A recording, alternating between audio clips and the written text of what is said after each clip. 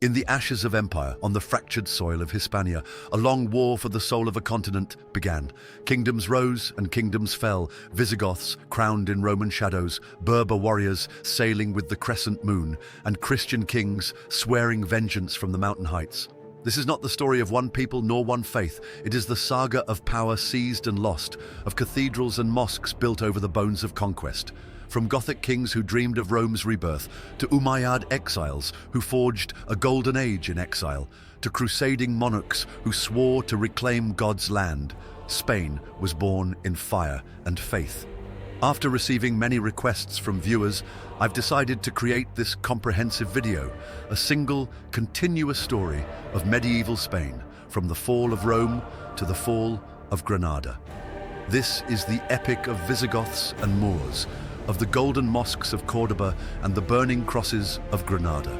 It is the memory of a land torn and united, shattered and reborn. This is the true story of Spain.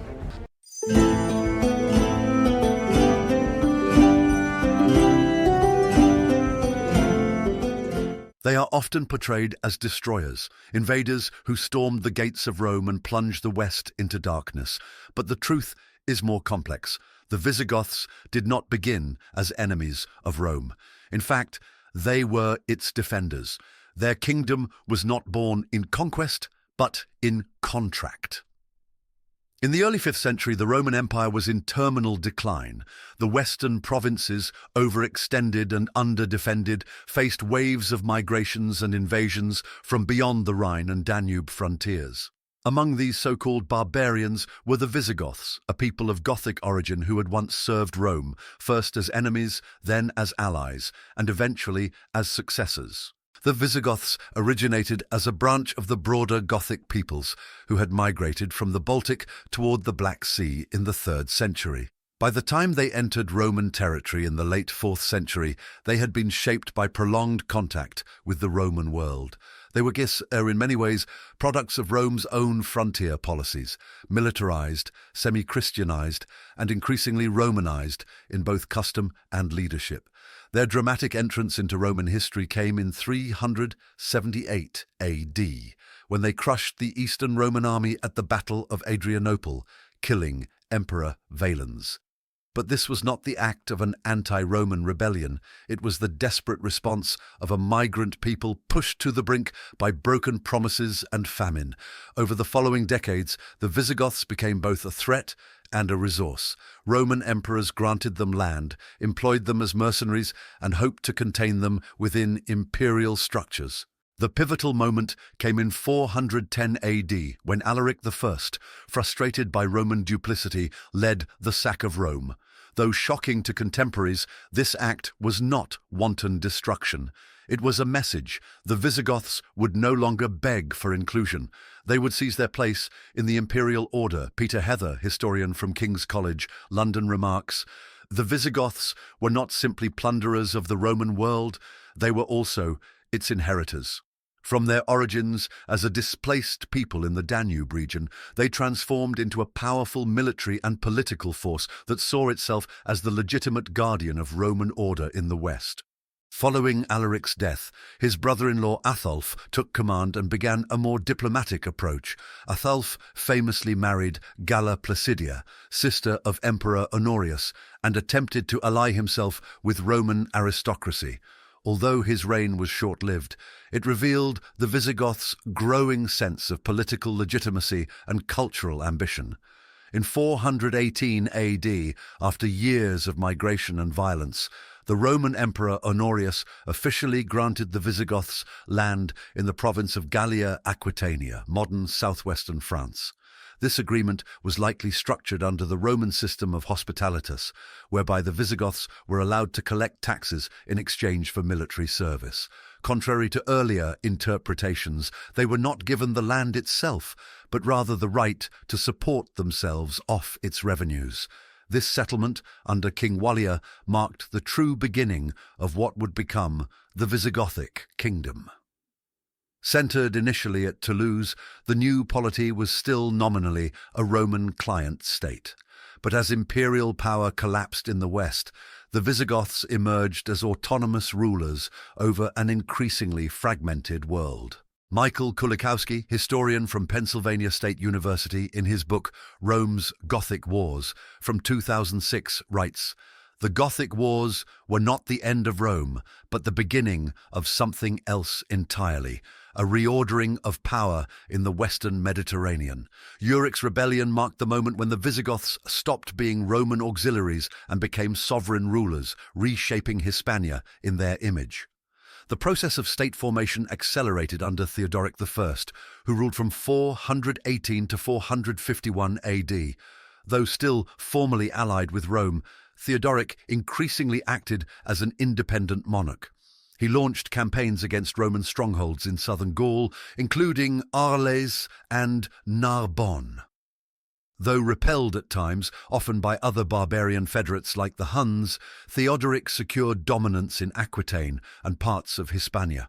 Theodoric's reign culminated in his participation in the Battle of the Catalonian Plains in 451, where he fought alongside the Roman general Flavius Aetius to halt Attila, the Huns' advance into Gaul. Theodoric died in battle, but the event was significant. A Gothic king had died defending the Western Roman Empire, perhaps the final demonstration of the fragile Roman-Gothic alliance. With the collapse of Roman authority accelerating, Theodoric's successors expanded south into the Iberian Peninsula. The Suebi controlled much of Galicia, modern Galicia and northern Portugal, and the Vandals had taken North Africa. The Roman position in Hispania was untenable. In 456 AD, Theodoric II crushed the Suebi at the Battle of Orbigo and sacked their capital at Braga. The Visigoths now controlled much of Lusitania and Baetica, regions corresponding to present-day western and southern Spain. But it was Euric, Theodoric's younger brother, who would cast off any lingering pretense of Roman vassalage. Coming to power in 466 by assassinating his brother, Euric pursued a ruthless campaign of expansion. By 476 AD, the year traditionally associated with the fall of the Western Roman Empire, the Visigothic kingdom stretched from the Loire River in the north to the Strait of Gibraltar in the south. Euric not only expanded territory, he consolidated power. He dismissed any Roman claim to authority and began issuing his own laws, appointing his own governors, and commanding a multi-ethnic aristocracy that now included Gallo-Romans and Hispano-Romans. The Visigoths had completed their transformation. No longer refugees, no longer federati. They were now kings in their own right. Roger Collins from University of Edinburgh writes, "The Visigothic Kingdom of Toledo was the first regime to unify most of the Iberian Peninsula since the end of Roman rule. It developed a powerful legal code, created new cities, and provided a stable administrative framework that survived long after the kingdom itself had fallen."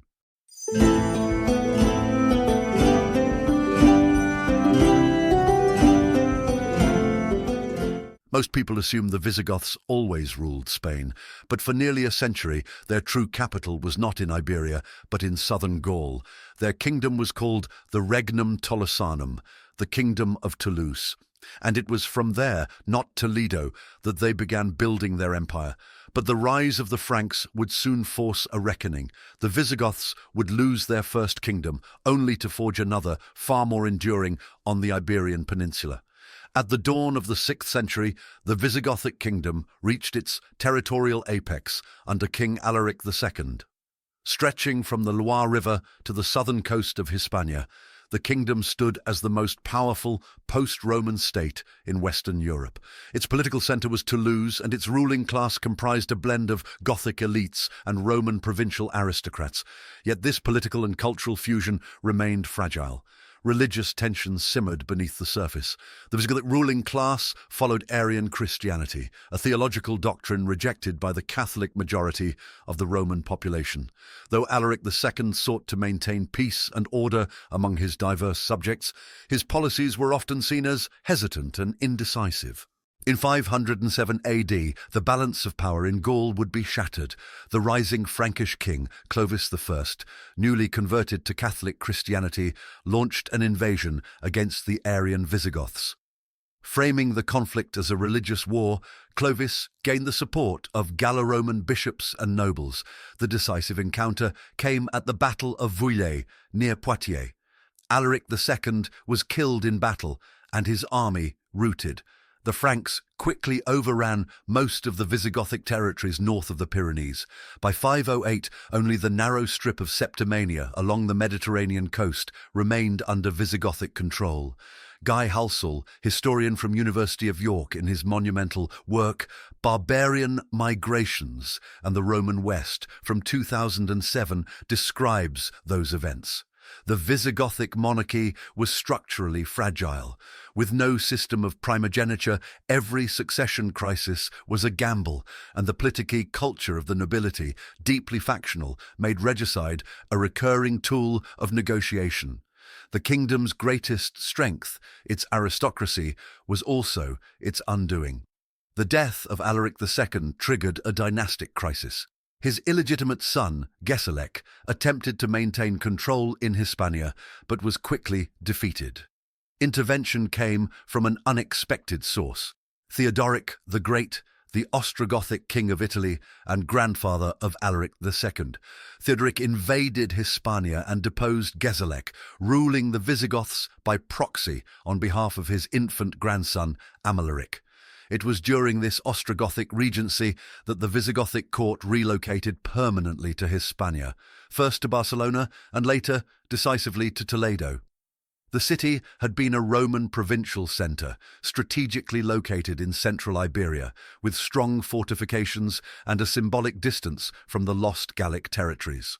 With the death of Theodoric in 526 and the eventual majority of Amalaric, the Visigoths fully reasserted their independence. However, the next few decades were marked by instability. Assassinations, noble conspiracies, and repeated coups undermined royal authority.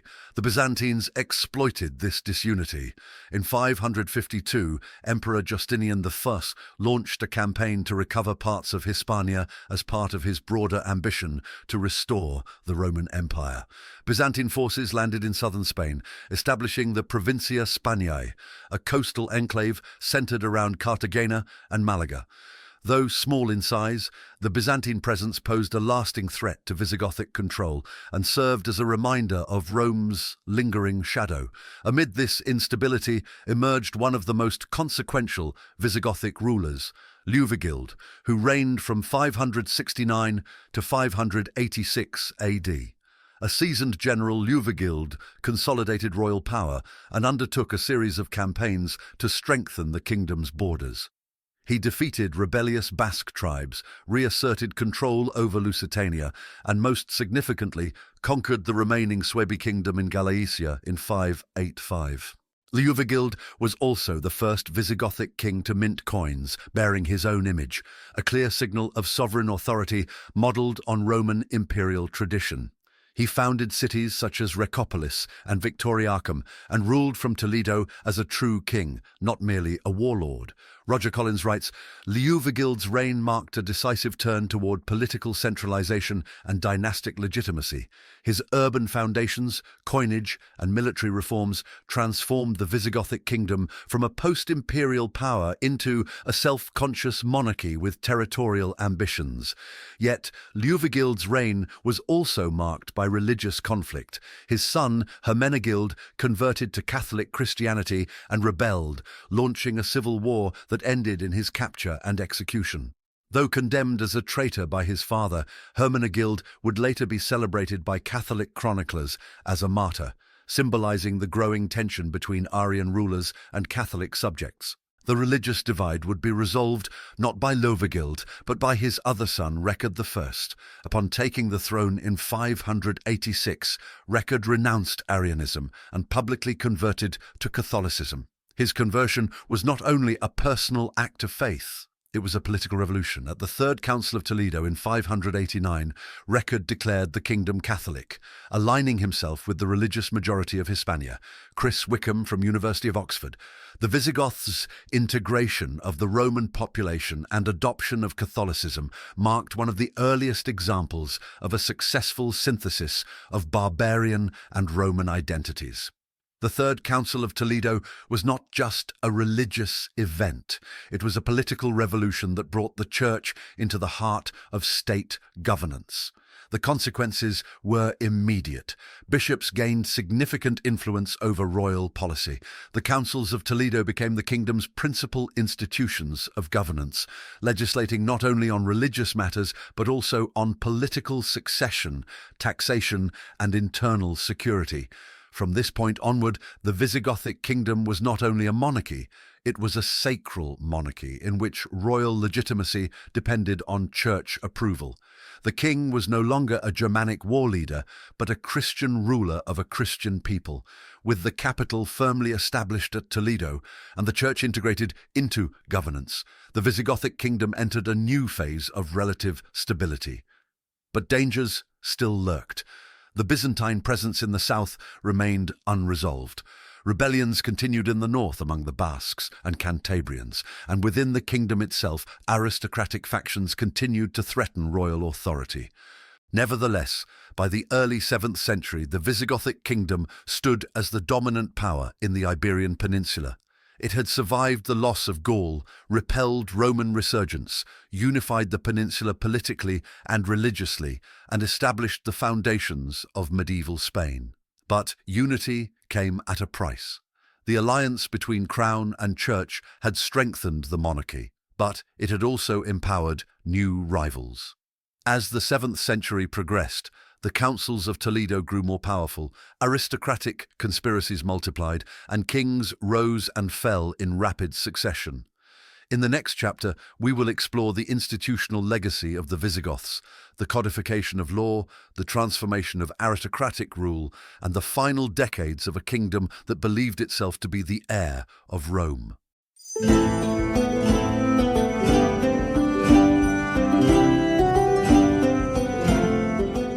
By the early 7th century, the Visigothic kingdom had achieved what few other post-Roman states had managed: territorial unity, religious consensus, and a central administration based in a former Roman capital. But beneath the surface of this fragile order was a deeper struggle for legitimacy, for succession, and for the control of law itself.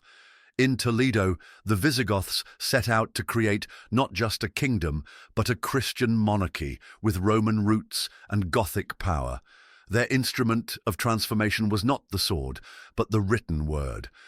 The unification of the Visigothic kingdom under Liudvigild and Recared I marked a turning point in the history of early medieval Spain.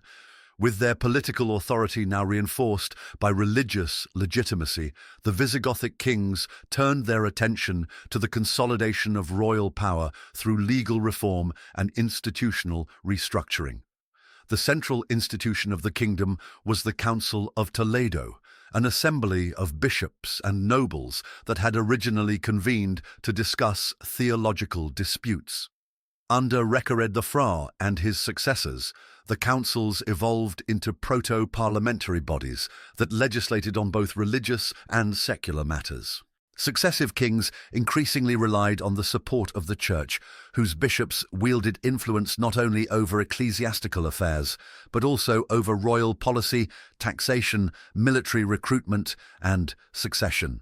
In many ways, the Visigothic monarchy became a sacral kingship, its authority divinely sanctioned, its legitimacy dependent on ecclesiastical consent.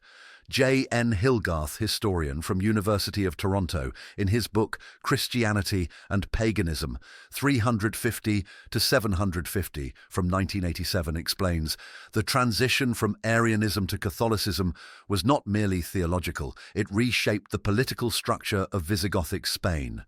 Bishops became statesmen, church councils became parliaments, and salvation became synonymous with royal legitimacy. This alliance, however, was fraught with tension. While the church supported strong kingship, it also sought to regulate it.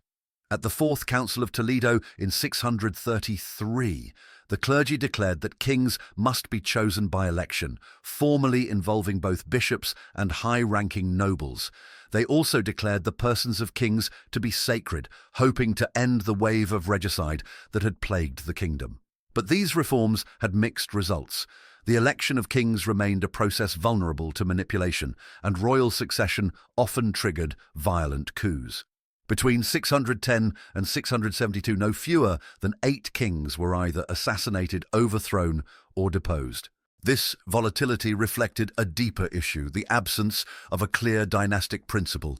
The Visigoths had no tradition of primogeniture. Kings were chosen for their military ability, political alliances, or ecclesiastical favor. This created opportunities for ambitious nobles, but also ensured chronic instability. Edward James University College Dublin notes, in the absence of dynastic continuity, the Visigothic kingship became a prize to be seized rather than a heritage to be inherited. The result was a political culture in which ambition, not legitimacy, determined succession. To stabilize the realm, Visigothic monarchs turned to legal codification. The most ambitious legal project of the period was the Liber Judiciorum, also known as the Visigothic Code, completed in 654 under King Reconquista.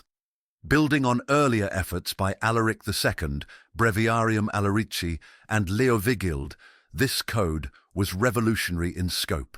For the first time, a single law applied equally to both Visigoths and Hispano-Romans. Gone were the parallel legal traditions that had long divided the kingdom's population. The new code unified civil and criminal law under a single Christian, royal, and territorial framework. Patrick J. Geary, one of the most prominent historians for late antiquity in his book, Before France and Germany, notes, the Liber Judiciorum was a remarkable legal synthesis, one of the first serious attempts to unify the legal systems of conquered and conqueror. It abolished legal dualism and declared a single law for all, Gothic and Roman alike. This was not just pragmatic governance, it was a statement of cultural unity. The code reflected not only Roman legal traditions, but also Christian moral values. It dealt extensively with issues of property, marriage, inheritance, heresy, and treason.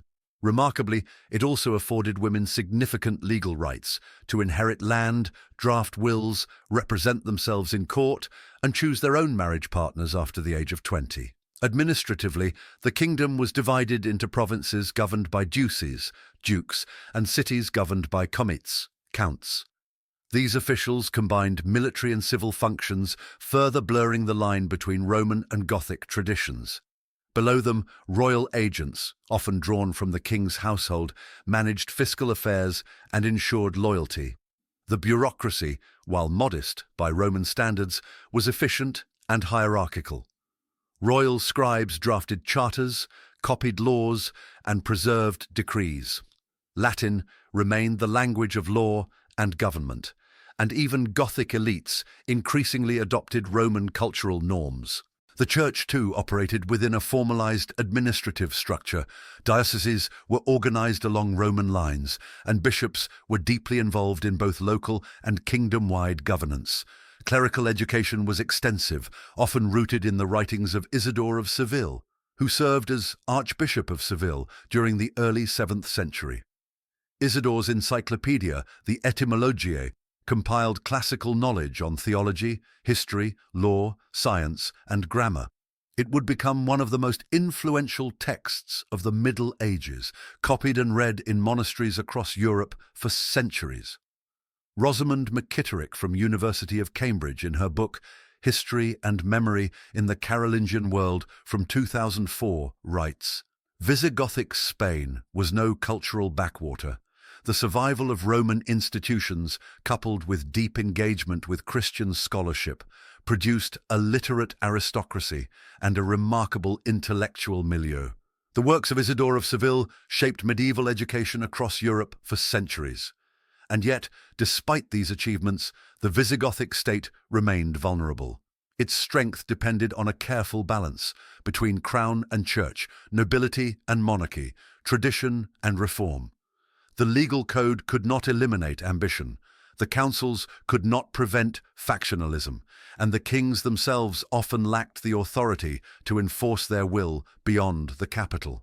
In this fragile equilibrium, Visigothic Hispania endured, unified by law and faith, but fractured by politics. The kingdom survived rebellions, civil wars, and foreign threats. It even managed to expel the last Byzantine strongholds by 625 under King Cinthala, achieving complete territorial control of the Iberian Peninsula. But peace would not last.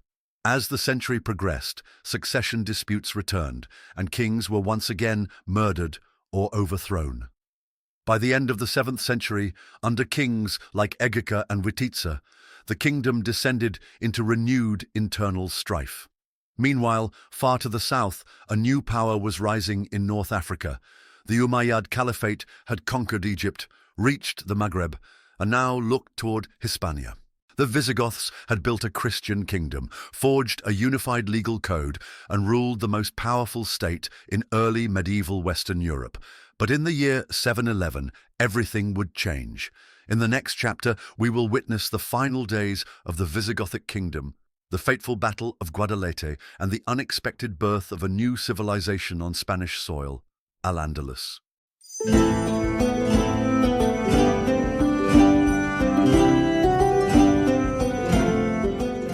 In just 7 years, one of the most powerful post-Roman kingdoms in Europe collapsed. It did not fall to plague, nor to mass rebellion, nor even to a superior invading force. It fell because it was already broken. The story of 711 is not only about conquest, it is about succession, betrayal, and the fragility of power. It's about how a kingdom, fractured from within, was unable to face the storm rising from across the sea. In the year 710, the Visigothic kingdom ruled nearly the entire Iberian Peninsula. It had survived Roman decline, Frankish invasion, Byzantine intervention, and centuries of internal rebellion. Its laws were codified, its church deeply embedded in governance, and its aristocracy firmly rooted in regional power. And yet the crown was never secure. Since the early 600s, Visigothic kings had increasingly ruled through election by the aristocracy and church, rather than hereditary succession. While this system was designed to limit tyranny and prevent dynastic conflict, it had the opposite effect. It created a recurring pattern of coup, regicide, and aristocratic revolt. This was the world that King Wititza inherited. His reign, circa 694 to 710, is among the most obscure in the kingdom's history, largely because later chroniclers, writing under Christian rule after the Muslim conquest, portrayed him in highly negative, even apocalyptic, terms. Some claim he weakened the church, promoted corruption, or created division among the nobles. Others defend him as a reformer whose attempts at curbing aristocratic power led to his downfall. What is clear is that his death in 710 precipitated a succession crisis. One faction of the nobility supported Roderick, a powerful military leader based in Toledo. Another group, possibly from the northeast, supported a rival named Aquila II, perhaps a son or close relative of Wititza. Spain was once again split between competing claimants to the throne. Kenneth Baxter Wolfe is an American historian and scholar of medieval studies. In his book, Conquerors and Chroniclers of Early Medieval Spain, from 1990, he describes those events. The Visigothic succession was never secure. It was not designed to pass power through bloodline, but through consensus, an ideal that rarely matched political reality. The kingdom's collapse in 711 was not a sudden conquest, but the final act of a long process of internal erosion. It was in this moment of weakness that a small Muslim force landed on the southern coast of Hispania. The commander of this expedition was Tariq ibn Ziyad, a Berber general under the Umayyad governor of North Africa, Musa ibn Nusayr. Traditional sources claim that he crossed the Strait of Gibraltar with approximately 7,000 men, mostly Berbers, lightly armed, without siege equipment, and with no clear long-term plan beyond raiding. But what began as a limited operation quickly escalated. Roderick, having secured Toledo, gathered his forces and marched south to meet the invaders. The two armies clashed at the Battle of Guadalete, likely fought near the river of the same name in July 711. What happened next would be debated for centuries. Later, Christian chroniclers claimed that Roderick was betrayed, perhaps by the sons of Wititza or rival aristocrats. Some versions say his troops defected mid-battle, others that he was abandoned by key generals. Most agree on one point: Roderick was killed in the fighting, and his body was never found. Richard Hitchcock is an emeritus professor at the University of Exeter. In his book Muslim Spain Reconsidered, he observes, "The defeat at Guadalete was less a battle lost than a system collapsing. The Gothic army was not unified, the aristocracy was divided, and the ruling structures too dependent on personal loyalty. When the king fell, the kingdom fragmented instantly. After Guadalete, there was no effective resistance." Tariq advanced quickly, capturing Écija, Cordoba, and finally Toledo, the capital itself, in 712. The fall of Toledo marked more than the loss of a city. It was the symbolic end of the Visigothic monarchy. What followed was a rapid domino effect. Regional cities either surrendered, were taken by force, or negotiated terms in exchange for continued property and religious rights. Local bishops and nobles often collaborated, hoping to preserve their estates and privileges under the new rulers. In 712, Musa ibn Nusayr arrived with reinforcements, an additional 18,000 troops, including Arab contingents. Over the next 2 years, the Muslim forces extended their control to most of the Iberian Peninsula, reaching Zaragoza, Merida, and Leon. By 716, nearly the entire territory once held by the Visigoths had fallen. Only in the mountainous north did resistance coalesce. In the Asturian highlands, a minor Visigothic noble named Pelayo, rallied local support and launched a guerrilla campaign against Muslim patrols. His victory at the Battle of Covadonga around 722 marked the symbolic beginning of the Christian Reconquista, a centuries-long process that would eventually overturn the conquest. Joseph F. O'Callaghan is Professor Emeritus of Medieval History at Fordham University, where he has taught since 1954. In his monumental work, A History of Medieval Spain, written in 1975, he notes, "Though the Visigothic kingdom fell swiftly, its aristocracy did not disappear. Many adapted to the new Muslim order, others fled north and reshaped the emerging Christian polities. The memory of Gothic unity remained a powerful myth, one that future kings would invoke to legitimize their own rule." Indeed, the idea of continuity would become central to the Christian kingdoms that arose in the north. The kingdom of Asturias styled itself as the heir of the Visigoths. Later rulers, such as Alfonso III of Leon, claimed direct descent from the Gothic kings. Chronicles were written to establish an unbroken narrative, from Rome through the Goths to the Christian monarchs of medieval Spain. Meanwhile, in the Muslim-controlled south, the former Visigothic cities became part of the Umayyad province of Al-Andalus. Islamic governance was introduced, but the population, overwhelmingly Christian and Latin-speaking, remained in place. As dhimmis, they were allowed to practice Christianity in exchange for special taxes and legal restrictions. Jessica Coop trained in medieval European history and the history of Islam in the Middle East. Her primary research interest is medieval Spain. In her book, The Martyrs of Cordoba, she writes, "The transition from Visigothic rule to Muslim governance was not marked by wholesale displacement, but by negotiation and accommodation. In many cities, the local elite adapted quickly, often more concerned with preserving status than resisting ideology. The fall of the Visigothic kingdom was, therefore, not the annihilation of a people, but the end of a fragile political order. Its memory would survive in lore, in legend, and in the very structure of medieval Spanish identity. The Gothic code continued to influence Christian legal practice for centuries. The councils of Toledo were remembered as a model of church-state cooperation, and the Gothic legacy, real or imagined, remained foundational for the Christian kingdoms that rose in its shadow. The year 711 marked the end of the Visigothic kingdom, but not of its legacy. In the next and final chapter, we will examine that legacy, how the Visigoths were remembered, how their culture endured under new rulers, and how their kingdom became the foundation myth of Christian Spain.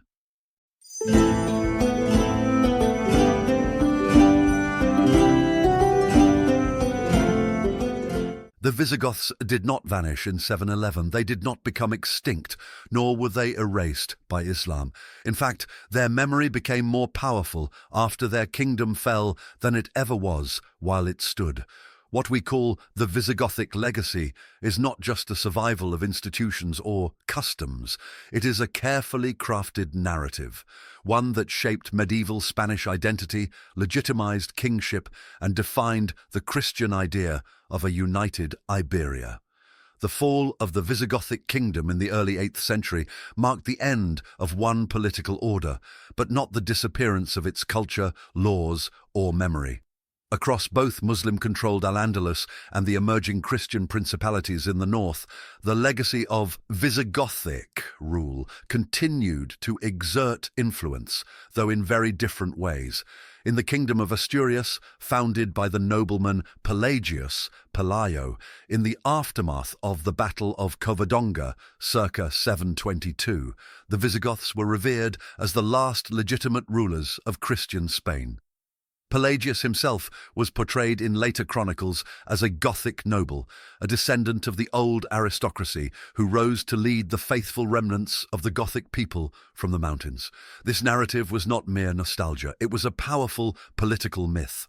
As new Christian kingdoms emerged, Leon, Castile, Navarre, and eventually Aragon, the rulers of these states claimed not simply to be kings, but to be successors of the Visigoths. Henry Arthur Kamen is a British historian who has published extensively on Spain and the Spanish Empire.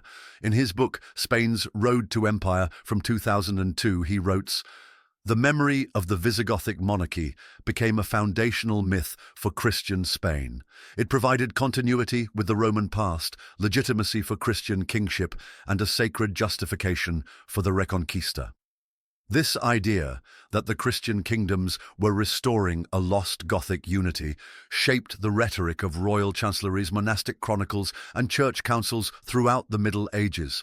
By the 10th century, the kings of Leon styled themselves Imperator Totius Hispaniae, Emperor of all Spain, a title rooted in the belief that the land had once been unified under Visigothic Christian rule. This claim was reinforced by the continued use of Visigothic law. The Liber Judiciorum, codified under King Requeswinth in 654, remained the legal backbone of Christian Spain for centuries. It was known in the later Middle Ages as the Fuero Juzgo and was actively recopied, enforced, and interpreted by medieval judges and jurists. Thomas Noel Bisson is an American historian and medievalist. In his book, The Crisis of the 12th Century, he wrote, "No other post-Roman kingdom bequeathed such a lasting legal legacy as the Visigoths. Their law survived conquest, was adapted by Muslim rulers, and ultimately provided the constitutional framework for Christian Spain well into the 13th century. In the south, under Umayyad rule, the transition was surprisingly smooth in many areas. Former Visigothic cities such as Toledo, Merida, and Cordoba remained administrative and religious centers. The Christian population, referred to as Mozarabs, maintained many of their customs, liturgies, and even legal traditions, though now as subjects of a Muslim caliphate. Interestingly, some elements of Visigothic architecture and city planning persisted under Islamic rule. The former Gothic capital of Toledo retained its urban layout and many of its ecclesiastical structures. Aqueducts in Cordoba and Merida, built or maintained during the Visigothic period, continued to function well into the Islamic centuries. Likewise, the cultural memory of the Visigoths lingered in Islamic historical writing. Arab chroniclers, such as those quoted in the Road al-Mi'tar, refer to the Gothic kingdom and its kings by name, sometimes admiring their strength, other times using them as symbols of past decline.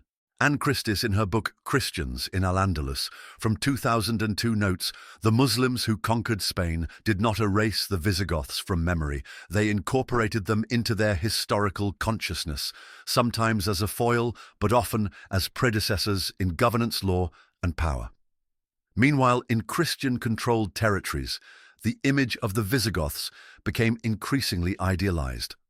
By the 12th century, they were portrayed as a unified, pious, and Romanized people whose kingdom had fallen due only to sin and betrayal, most famously embodied in the figure of King Roderick. Medieval Christian writers, such as those of the Chronicle of Alfonso III, emphasized the betrayal of Roderick by his nobles as the cause of the Muslim invasion. This allowed them to interpret the conquest not as divine punishment for paganism or defeat by a superior enemy, but as a moral failure, a warning to Christian kings, and a call to moral reform.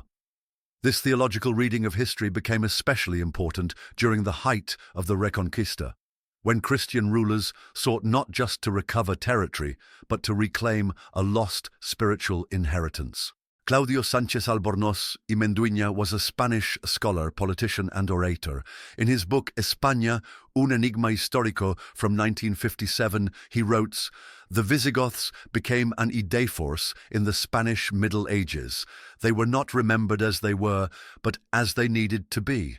A Christian people, betrayed but holy, whose legacy must be restored by the sword and the cross." This mythologization of the Visigoths had tangible effects. Gothic legal forms influenced the creation of fueros, local law codes. Gothic architecture inspired Romanesque and Mudéjar styles, and Gothic lineage was invoked in royal charters. Even in the early modern period, Spanish scholars and kings looked back to the Visigoths as the origin of Spanish greatness. The idea of a unified Catholic monarchy, realized under Ferdinand and Isabella, was often described as the restoration of Gothic unity lost in 711. The Visigothic kingdom lasted roughly 3 centuries. It began as a Roman arrangement, transformed into a Gothic experiment in monarchy, and ended as a symbol buried under the weight of invasion. And yet, its legacy endured. In law, in liturgy, in legend, and in the very notion of Spain as a Christian kingdom, the Visigoths lived on. They were not the last Romans, nor were they merely barbarians. They were the bridge between empires, between antiquity and the Middle Ages. They ruled a fractured land, and their memory would unify it. Peter Anthony Linhan was a British historian of medieval Spain. In his book History and the Historians of Medieval Spain, he observes, "The Visigoths left behind no empire, but they left behind a memory. And in the medieval world, memory was as powerful as any army." In an age defined by faith and conquest, a new empire would rise from the shadows, forever transforming the destiny of Europe. This is the story of Spain's turbulent rebirth, of kingdoms destroyed, ancient beliefs challenged, and warriors whose names echo through history. From the proud halls of Visigothic kings to the fierce battle cries of Berber invaders, Iberia stood on the edge of a blade, waiting for a storm it did not see coming. In the year 711 AD, the pillars of the old world began to crumble as armies emerged from beyond the sea, carrying a new faith, determined to claim a continent. When Tariq ibn Ziyad led his men across the narrow straits, he faced a land fractured by rivalry and doubt, an empire teetering toward collapse.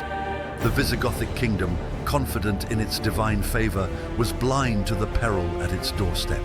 Its king, Roderick, marched into battle certain of victory, yet destiny had other plans. What followed was a relentless wave of conquest, a saga written in blood, fire, and the collision of civilizations. Within mere years, ancient cities fell, sacred temples burned, and new rulers replaced old. The proud legacy of Rome and the Visigoths vanished beneath the banners of Al-Andalus. Yet amid the ashes of defeat and conquest, a new order arose. Magnificent, ambitious and complex, a world of splendor, scholarship and ruthless power struggles was born. Cordoba would rise, radiant in its golden age, becoming Europe's beacon of knowledge and luxury, admired and envied across continents. But before we witness the heights of this great empire, we must journey through its birth, through the desperate cries of fallen kingdoms and the triumphal chants of conquerors. This is not merely a tale of kings and caliphs, nor only of victories and defeats. This is the story of peoples and beliefs clashing in a desperate quest for supremacy and survival, of warriors, scholars, and rulers navigating a new uncertain age. This is the story of Al-Andalus.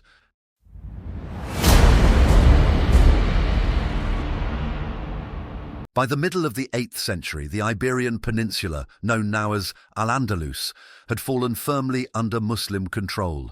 In our previous video exploring the rise and expansion of the Umayyad Caliphate, we covered in depth the initial Islamic conquest of Iberia in 711 AD, led by the Berber commander Tariq ibn Ziyad, as well as the subsequent wars against the Frankish kingdoms, culminating in the decisive Battle of Tours in 732.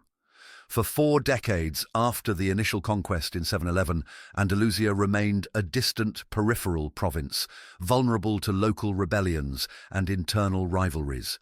But the most dramatic transformation in its history was yet to come, and it would begin with one man's harrowing journey and extraordinary survival. In the year 750, the Umayyad dynasty, the first great ruling house of the Islamic Empire, faced annihilation at the hands of a new rival dynasty, the Abbasids. Their victory was absolute and brutal. Historian Hugh Kennedy, professor of Arabic at SOAS, University of London, describes this pivotal moment starkly. The Abbasids systematically hunted down and eliminated nearly every member of the Umayyad royal family. The dynasty that had ruled the greatest empire on earth was exterminated in a single ruthless purge. Yet one young Umayyad prince, Abd al-Rahman ibn Muawiyah, grandson of the Caliph Hisham, survived. Abd al-Rahman's story, recounted vividly by historian Maribel Fierro, research professor at the Spanish National Research Council, is often likened to that of Aeneas escaping the destruction of Troy. Hunted relentlessly by Abbasid assassins, he fled westward across North Africa, a fugitive prince whose chances of survival seemed impossibly slim. After 5 years on the run, always just a step ahead of his pursuers, Abd al-Rahman finally reached the shores of Iberia in 755. At that moment, Al-Andalus itself was fractured, its rulers bitterly divided by tribal and ethnic tensions between Arabs, Berbers, and Syrians. Abd al-Rahman, still young and without allies, recognized both danger and opportunity in this fragmented landscape. With exceptional diplomatic skill and the undeniable prestige of his Umayyad heritage, he quickly rallied supporters in Andalusia. Fierro highlights Abd al-Rahman's remarkable strategic insight. Though initially powerless, Abd al-Rahman skillfully exploited local rivalries. Promising unity under his leadership, within a year he turned himself from refugee into ruler. In 756, Abd al-Rahman entered Cordoba triumphantly, swiftly overthrowing local governors who had refused his legitimacy. With striking confidence, he declared an independent emirate, severing all political and religious ties to the Abbasid Caliphate. By deliberately refusing to acknowledge Abbasid supremacy, even going as far as banning prayers in their honor, Abd al-Rahman made clear that Al-Andalus would follow its own independent destiny. His boldest statement of independence was the construction of Cordoba's great mosque, the Mezquita. Although built on the foundations of a former Visigothic cathedral dedicated to John the Baptist, Abd al-Rahman's choice of location was as politically symbolic as it was religious. As Fierro explains, By placing the mosque on the site of Cordoba's cathedral, Abd al-Rahman symbolically asserted his sovereignty, announcing that Al-Andalus was no mere province, but a distinct political and religious entity. This decision has sparked vigorous historiographical debate among historians. While traditional narratives portray the mosque's location as evidence of Islamic tolerance and cultural continuity, scholars like Simon R. Doubleday, professor of history at Hofstra University, offer a more nuanced perspective, arguing it represented both cultural continuity and political domination, reflecting the complex, layered identities of early Islamic Spain. Under Abd al-Rahman's rule, Cordoba quickly became an urban and economic powerhouse, rivaling any city in Europe. The city's vibrant markets overflowed with goods from distant lands, reflecting its newfound prosperity and extensive trade networks reaching as far as Byzantium, North Africa, and the Middle East. Yet beneath this prosperity lay complex social dynamics. Abd al-Rahman understood well the necessity of balancing diverse populations: Arabs, Berbers, Syrians, Christians, and Jews. His political acumen ensured relative internal peace despite persistent tensions beneath the surface. By the time of his death in 788, Abd al-Rahman I had laid firm foundations for an enduring civilization. From exile and persecution, he had built a lasting legacy, transforming Iberia from a distant imperial frontier into an independent and self-confident emirate. His heirs would inherit this ambitious vision, elevating Cordoba to even greater heights. Yet the political fractures and ethnic divisions Abd al-Rahman confronted were never truly resolved, simmering just beneath the surface, waiting for a chance to erupt again. And when they did, the consequences would reshape Al-Andalus and Europe forever.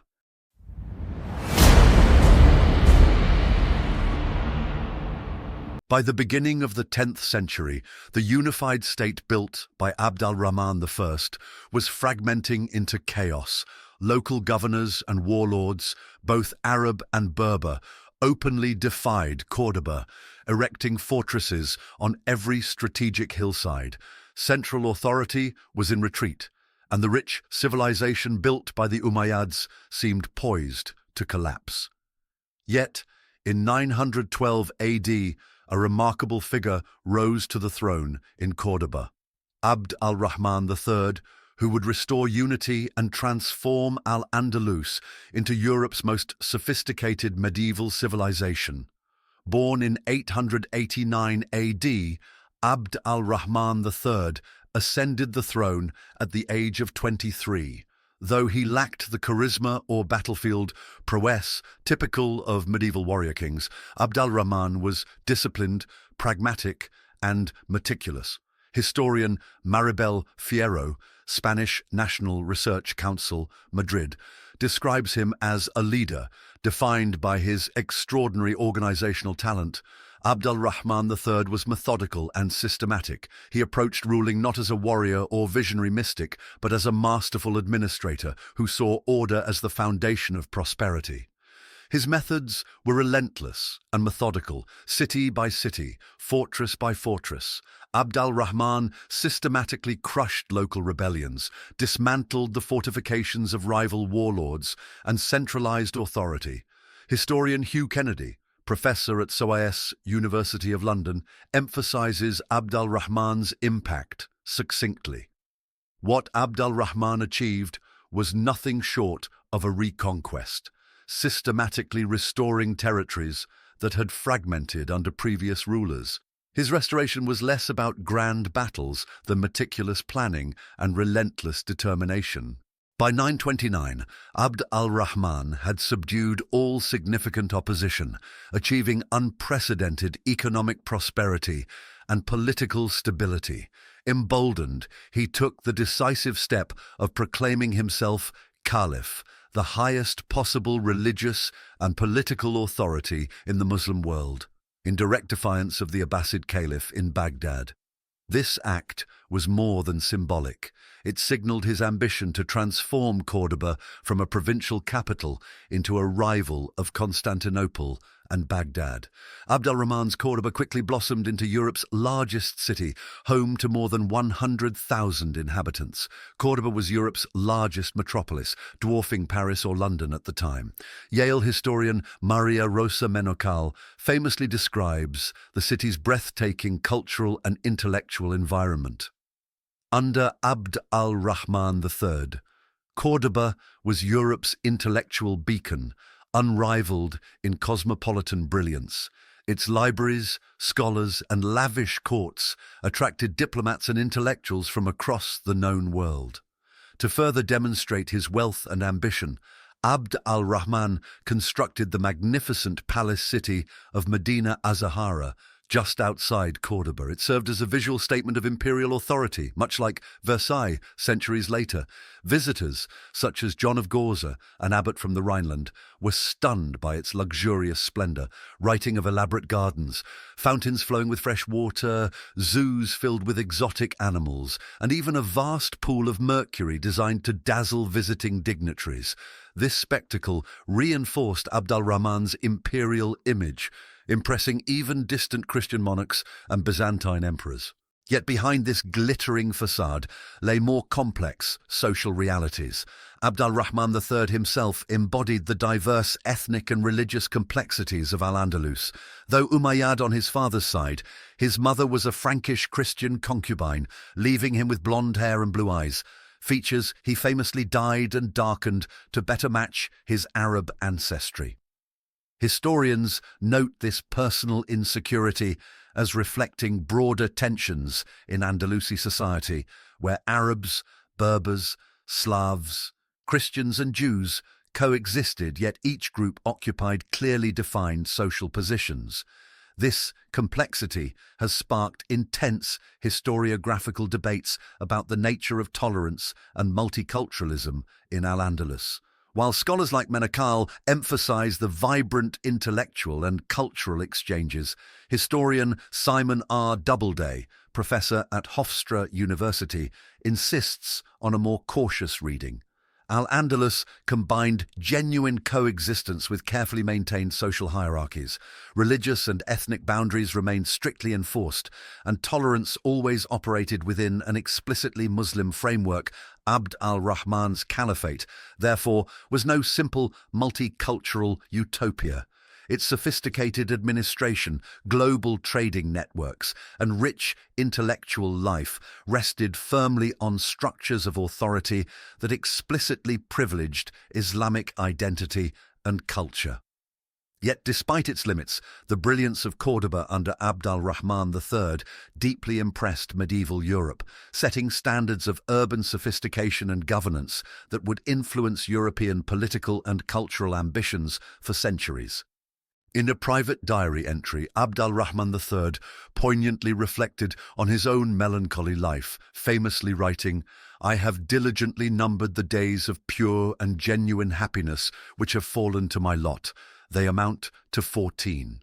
This melancholy confession provides a haunting personal insight into a man who outwardly embodied the pinnacle of medieval political power, but inwardly remained isolated and dissatisfied, capturing the paradox at the heart of Al-Andalus itself, rich, confident, yet perpetually unstable beneath the surface.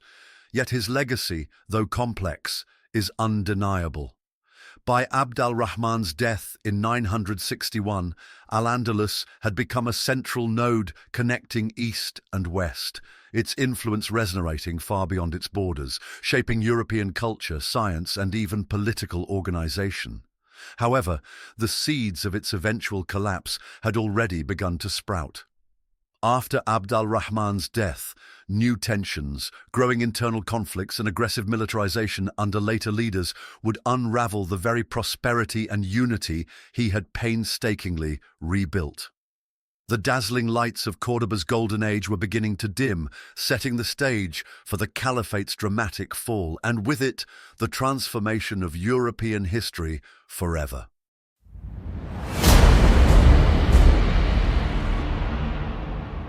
In the popular imagination, Al-Andalus often evokes images of multicultural harmony, a paradise where Muslims, Christians and Jews lived together peacefully, exchanging knowledge and culture beneath palm trees and babbling fountains.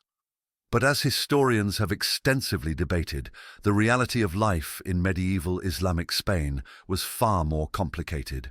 Indeed, the question of Al-Andalus's supposed tolerance remains one of the most nuanced and passionately argued issues in medieval historiography. Historian Maria Rosa Menocal, professor at Yale University and author of the acclaimed work The Ornament of the World, famously emphasizes Al-Andalus as a rare historical moment of cultural coexistence. Cordoba represented a remarkable medieval experiment where Jews, Christians and Muslims engaged in unprecedented intellectual collaboration, transcending the strict religious divisions that characterized most of Europe. Menocal highlights the intellectual vibrancy of Cordoba, where scholars of various faiths came together to translate and preserve Greek and Roman texts that would eventually spark Europe's intellectual renaissance centuries later. This vision of Al-Andalus as a haven of scholarly coexistence resonates powerfully with modern audiences seeking historical examples of multicultural harmony. Yet historians caution against romanticizing this narrative. Simon R. Doubleday, professor of medieval history at Hofstra University, argues firmly that multiculturalism in Al-Andalus, though real, was always hierarchical. Tolerance in Al-Andalus existed within clear and legally enforced social hierarchies. Muslims unquestionably held political and social supremacy, while Jews and Christians were protected but distinctly subordinated. Doubleday reminds us that the protection provided to non-Muslims came with clear conditions. Christians and Jews were classified as dhimmis, people of the book, permitted to practice their faiths, but subject to specific taxes and social restrictions under Islamic law. For example, the jizya, a tax mandated by Islamic law on non-Muslims, served as a constant reminder of their inferior social status. The very existence of such a tax, Doubleday points out, indicates that Andalusian tolerance was conditional, never absolute. A poignant reflection of these underlying tensions can be seen clearly in the phenomenon of the martyrs of Cordoba during the mid-9th century. This extraordinary episode involved Christian individuals deliberately provoking the Islamic authorities by publicly denouncing the Prophet Muhammad, seeking martyrdom as a spiritual protest against cultural marginalization. Historian Hugh Kennedy, professor of Arabic at SOAS, University of London, describes these events vividly. The martyrs of Cordoba were symptomatic of the anxieties and tensions underpinning coexistence. While the Islamic authorities were largely uninterested in persecution, Christian defiance indicated profound resistance to cultural assimilation. This martyrdom phenomenon illustrates the limits of multicultural coexistence. While officially tolerated, Christians in Cordoba faced social pressures so severe that they resorted to deliberate martyrdom as an act of spiritual and cultural defiance. The complexity of religious coexistence also extended into scholarly endeavors. The libraries of Cordoba, famously containing hundreds of thousands of volumes, were undoubtedly centers of learning where Muslim, Jewish and Christian scholars interacted. Yet, as historian Hugh Kennedy explains, scholarly exchange did not imply social equality. Jewish and Christian intellectuals were vital to the cultural achievements of Al-Andalus, yet they remained second-class citizens. Their participation, though critical, was always subordinate to the dominant Muslim culture. Still, the scholarly collaboration fostered by this coexistence was crucial for the preservation and transmission of classical knowledge. When Christian forces later retook key cities like Toledo in the 11th century, these translated Greek and Arabic texts profoundly influenced European intellectual history. laying the foundations for the European Renaissance. Thus, the legacy of Al-Andalus as a multicultural haven, though imperfect and hierarchical, undeniably shaped European intellectual history. Ultimately, the debate over tolerance in Al-Andalus reflects broader questions about medieval society itself. Modern views of a tolerant Al-Andalus, historians caution, often project contemporary ideals onto a very different past. Yet, at the same time, entirely dismissing the unique coexistence of Al-Andalus ignores a genuine historical achievement. Despite inherent limitations, Cordoba did represent a rare space of relative religious and cultural exchange unmatched in medieval Europe. In the words of Monocal, this complexity may be exactly what makes Al-Andalus so fascinating. Al-Andalus challenges simplistic interpretations. It was neither paradise nor hell, but something far more intriguing, a society whose complexity still offers profound lessons for today. Thus, Al-Andalus was neither purely utopian nor entirely oppressive, but a nuanced historical example of both the potential and limitations inherent in cultural coexistence.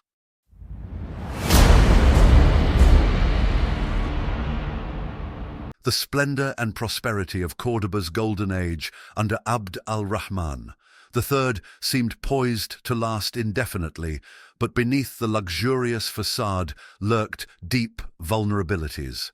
After Abd al-Rahman III's death, his successors struggled to maintain the empire's internal cohesion, setting the stage for ambitious figures to seize power from behind the throne. Foremost among these was Muhammad ibn Abi Amir, known to history as Al-Mansur, the Victorious. Born around 938 AD to a relatively modest family, Al-Mansur rose rapidly through the ranks of Cordoba's court, propelled by his intelligence, ruthlessness, and political ambition.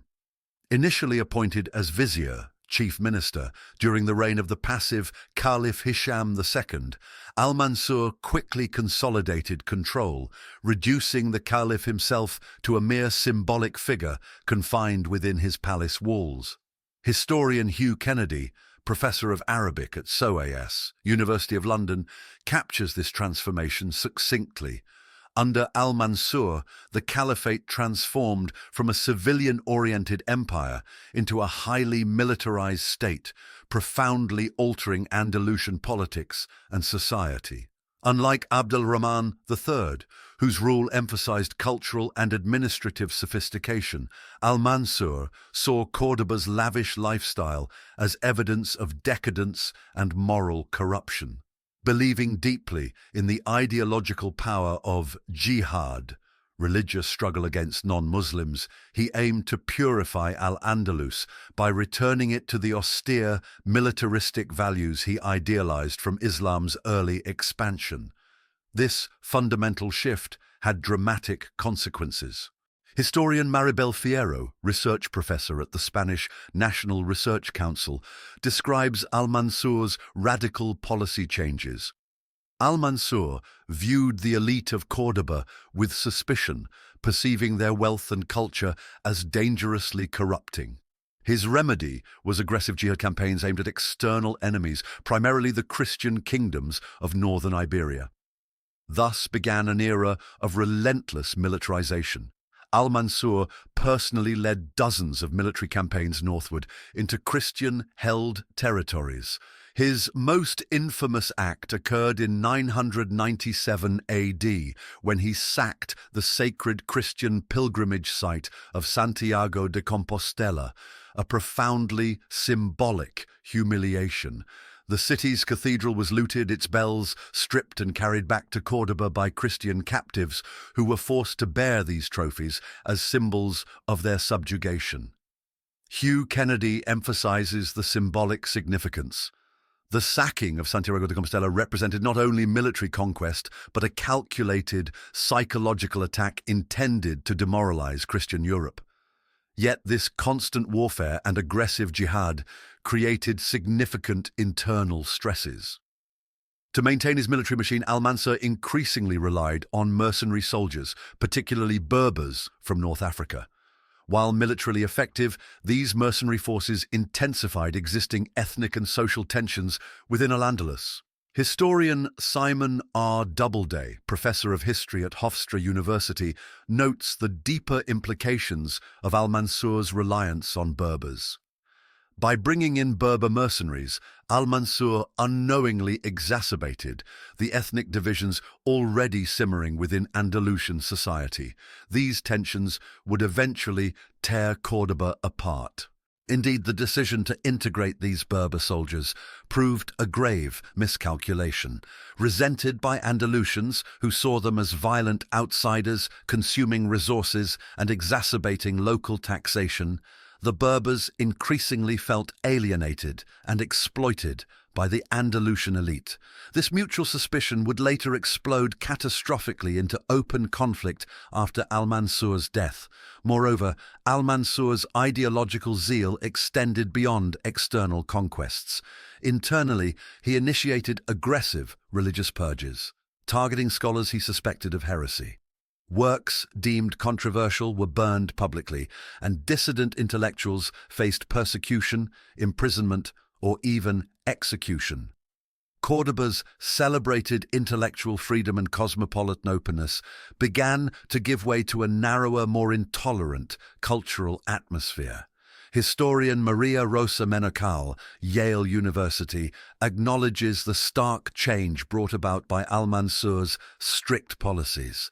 Under Al-Mansur, the vibrant intellectual climate of Cordoba became constrained.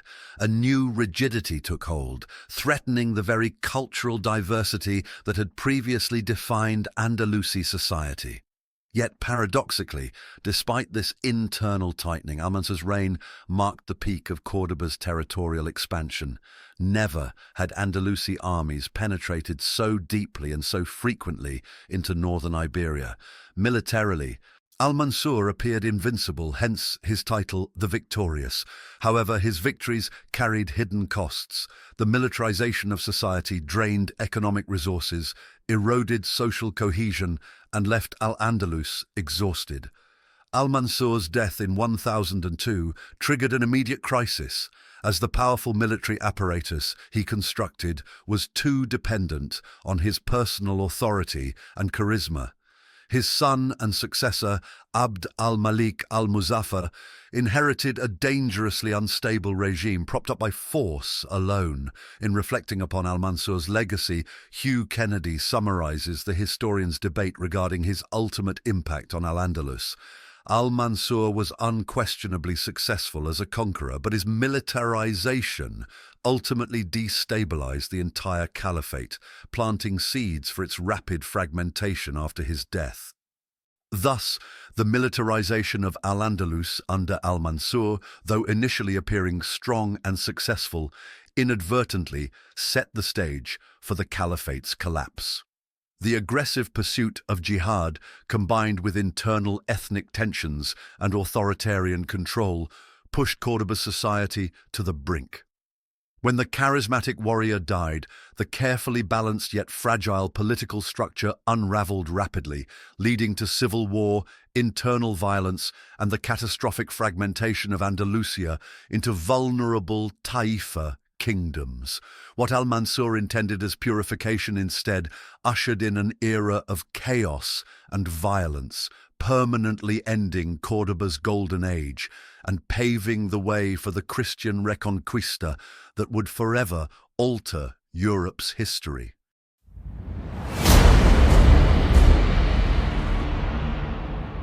The death of Al-Mansur in 1002 left Al-Andalus powerful yet dangerously unstable. His militarized state had depended on the force of his personality, leaving no lasting institutional stability. After his passing, power passed to his son Abd al-Malik al-Muzaffar, who despite his own military successes was less capable politically and increasingly dependent on mercenaries and factional alliances. Upon Abd al-Malik's death in 1008, the caliphate descended into a power struggle marked by bitter ethnic rivalries, palace intrigues, and ultimately civil war the fitna. The pivotal figure in these chaotic events was Muhammad ibn Abi Amir, known contemptuously by contemporaries as Sanchuelo, a nickname referencing his Christian ancestry, underscoring the deeply entrenched ethnic prejudices of Cordoba's society. Sanchuelo's decision to demand that the passive and isolated Caliph Hisham II name him heir further inflamed tensions. His attempts to impose Berber cultural practices, such as wearing distinctive Berber turbans upon the Andalusian elite, ignited a political powder keg. Historian Hugh Kennedy vividly describes this moment of crisis. When Sanchuelo imposed Berber fashions and customs on the Andalusian court, he unleashed latent ethnic hostilities that had been simmering for decades. The resentment exploded when Sanchuelo, absent on military campaign, left Cordoba vulnerable. The Andalusian elite, disgusted by his heavy-handed rule, seized their opportunity.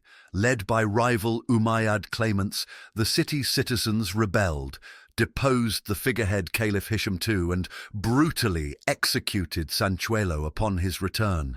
But the violence did not stop there. The new rulers, eager to solidify their power and motivated by decades of accumulated resentment, turned their anger toward the large Berber community within Cordoba. In a horrific wave of ethnic violence, a bounty was placed on the head of every Berber. Cordoba became a scene of unimaginable carnage. Thousands of Berbers were massacred in the streets, their bodies displayed publicly as warnings.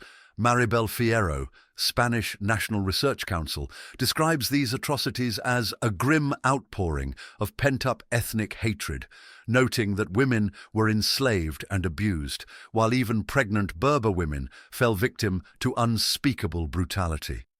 Yet, as is often the case with violence, the massacres triggered immediate repercussions. Berber warriors, outraged by these atrocities, rallied outside the city and returned to exact vengeance. In 1010, Cordoba found itself under siege. A city that had once dazzled the world now brought to its knees. 3 years of starvation, cannibalism, and desperation followed, as historian Simon Doubleday notes with poignant clarity. The siege of Cordoba exposed the fragility beneath its golden exterior.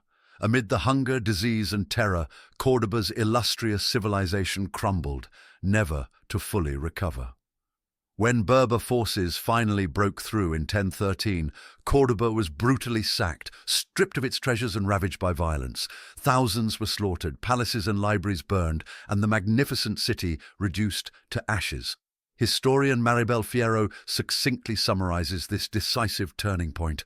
The sack of Cordoba was more than just the end of a dynasty. It shattered the symbolic unity that had held Al-Andalus together, plunging the region into permanent division. From this devastation, the caliphate never recovered. Although nominal Umayyad caliphs continued to be proclaimed, they were mere puppets, powerless figures ruling over empty palaces.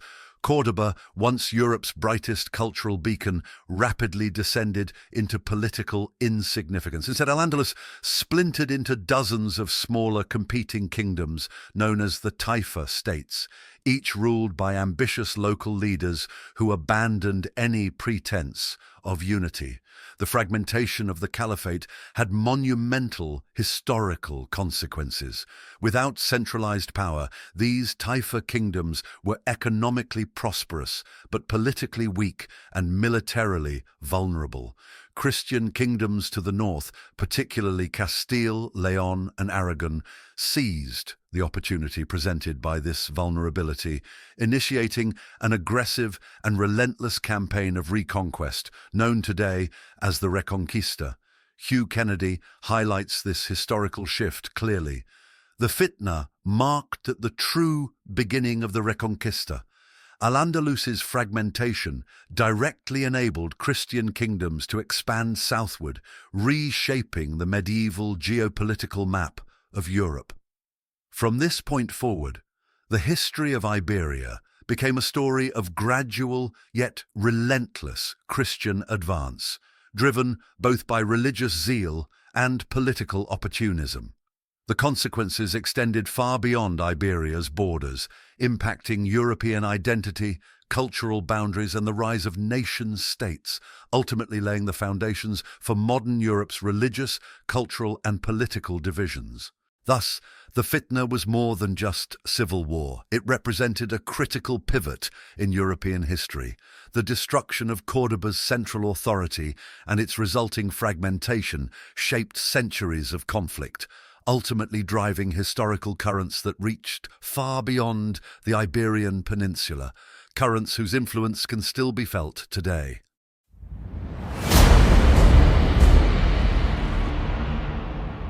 The dramatic rise and catastrophic collapse of Al-Andalus profoundly reshaped Europe's historical trajectory. At its height, Cordoba had stood as the cultural and intellectual heart of medieval Europe, radiating influence far beyond the Iberian Peninsula. Yet its violent fall and the subsequent fragmentation into competing Taifa kingdoms signaled a historic turning point, unleashing forces that would permanently alter Europe's destiny. Historian Maria Rosa Menocal, Yale University, succinctly captures Al-Andalus's enduring cultural significance. The civilization of Al-Andalus was more than just an exotic interlude in European history.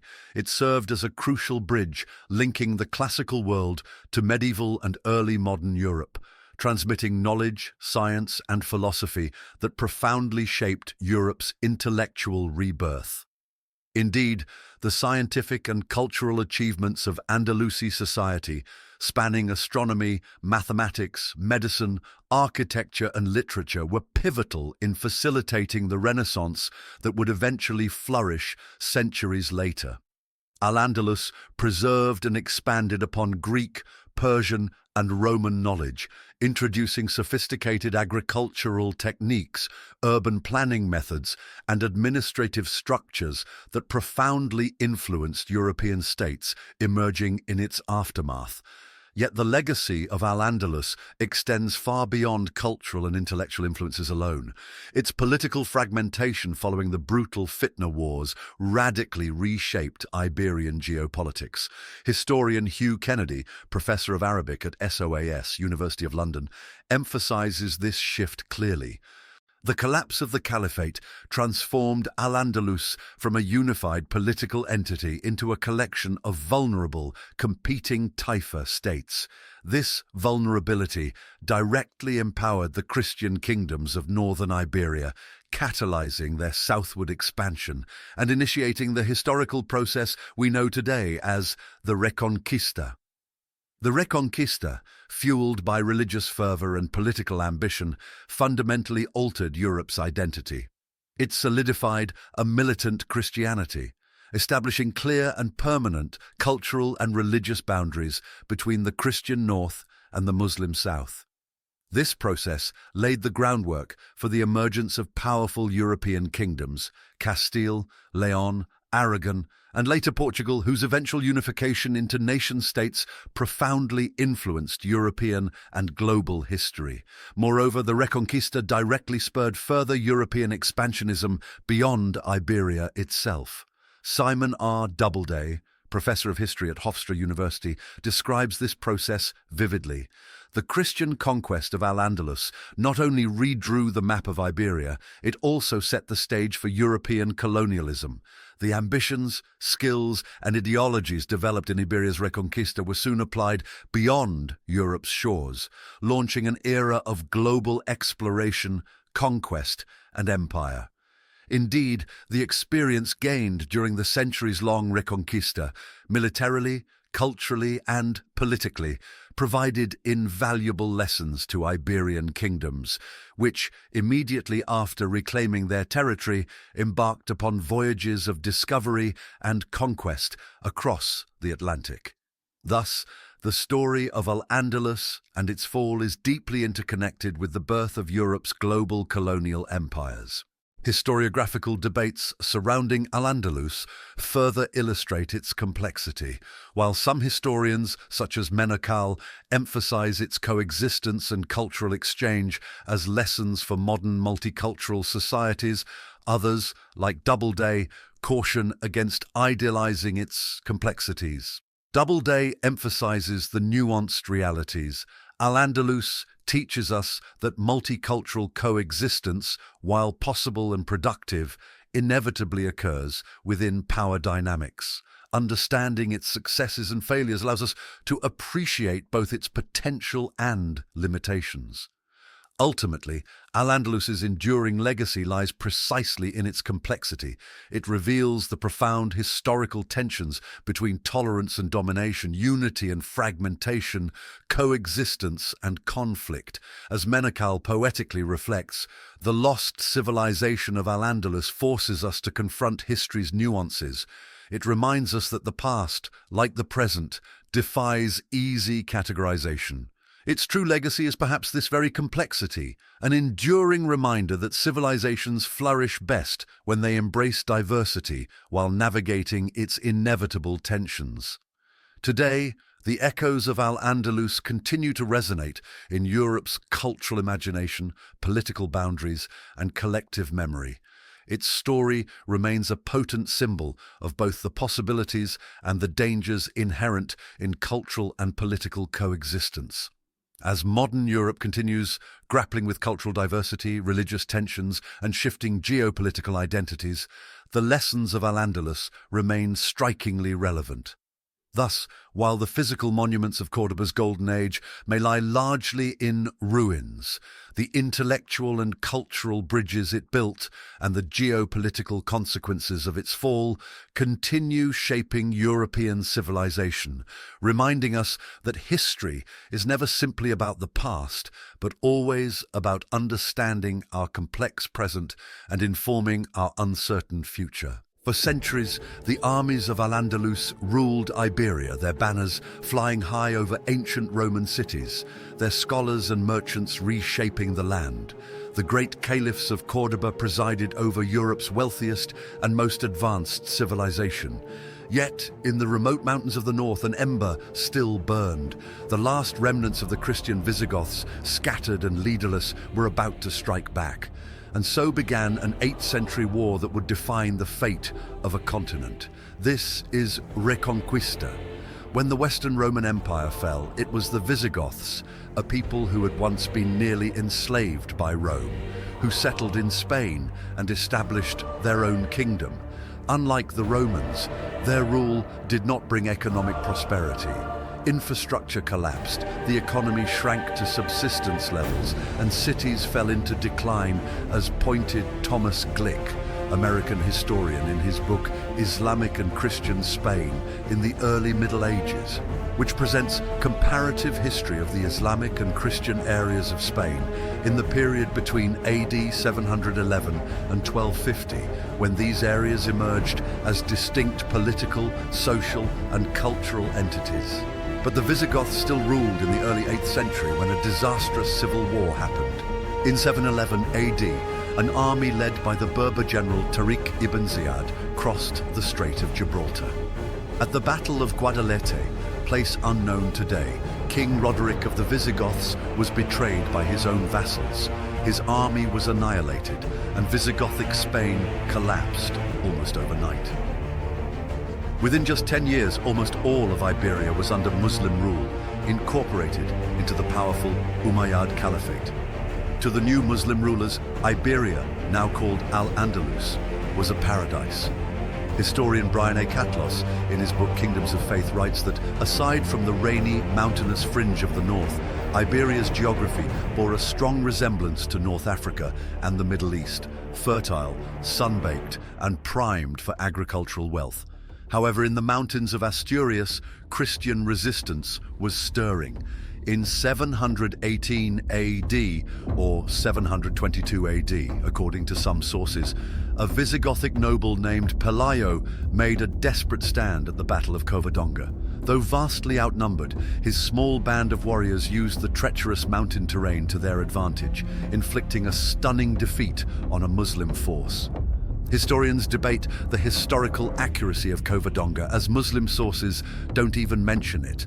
But as Joseph F. O'Callaghan, Professor Emeritus of Medieval History and former Director of the Center for Medieval Studies at Fordham University, and one of the leading historians for the period, puts it in his book, Reconquest and Crusade in Medieval Spain, whether exaggerated in Christian memory or not, Covadonga was the first spark of resistance, proof that the Muslim conquest was not absolute. From Asturias, the seeds of the Christian Reconquista were planted.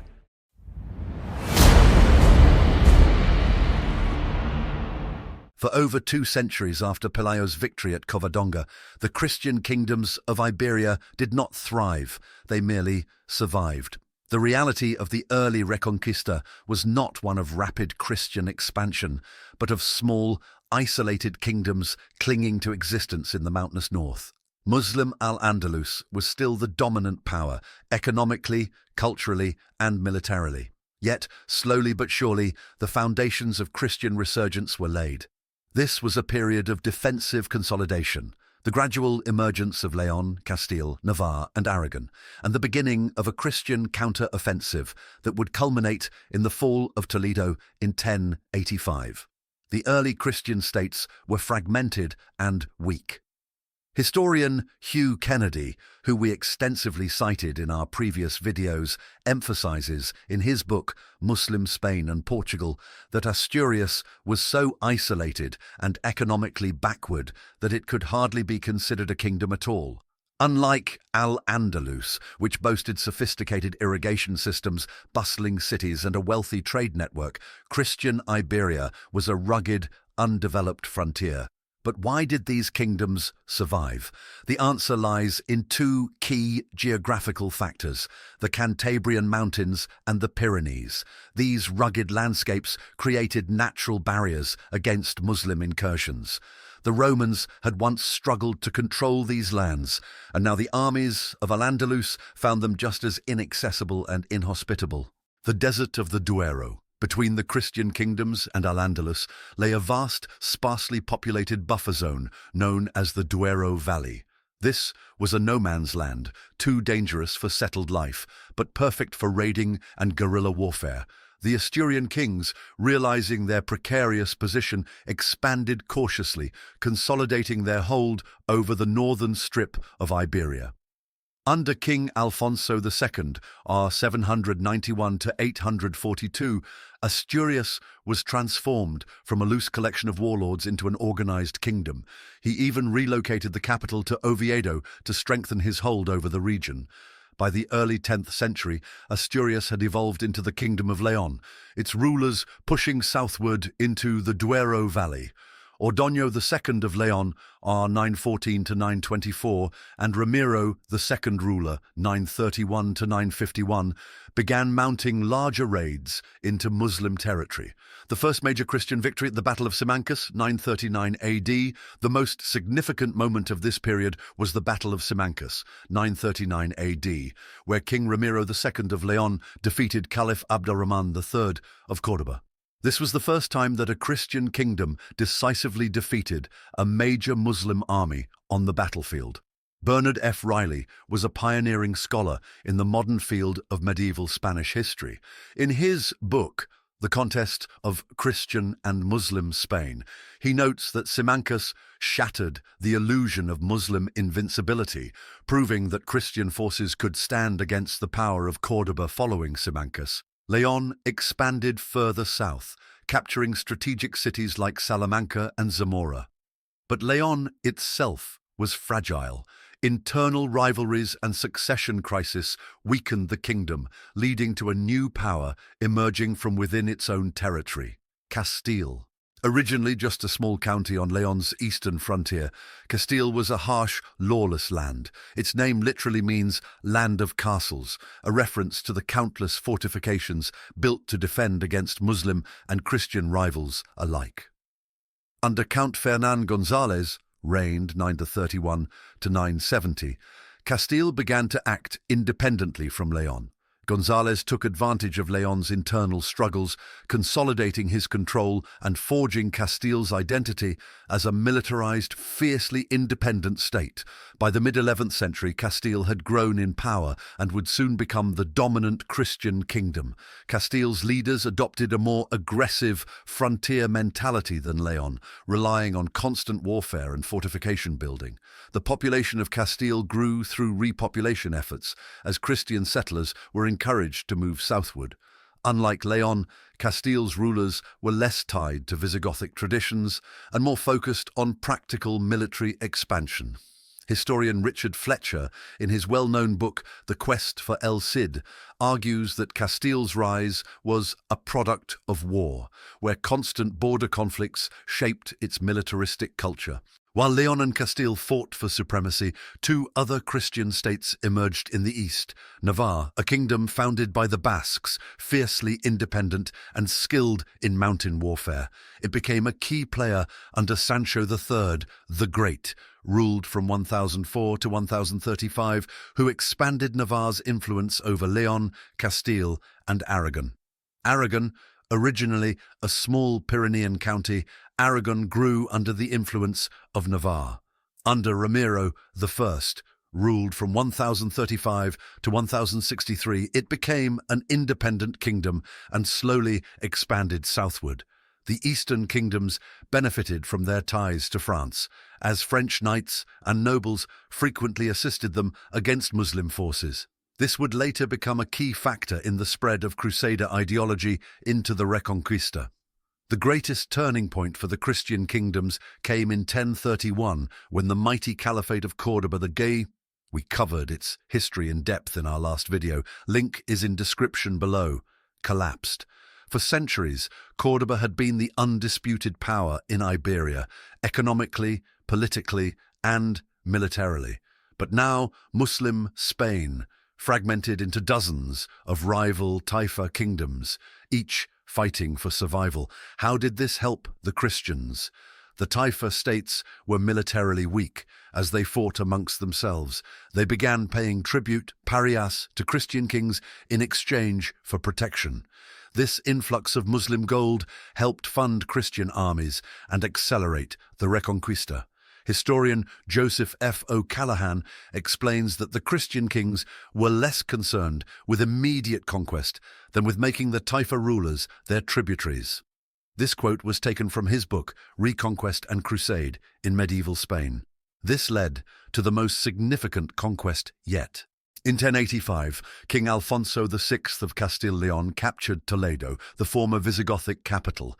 This was a monumental victory, not just for Castile, but for all of Christian Spain.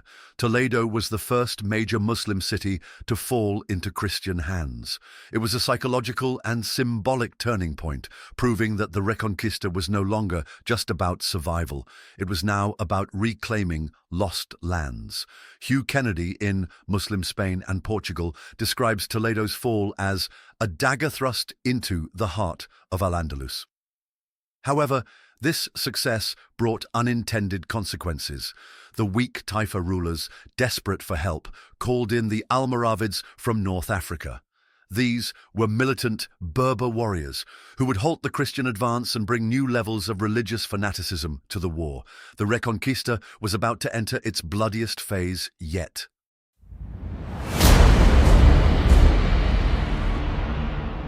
By the end of the 11th century, the balance of power in Iberia was shifting.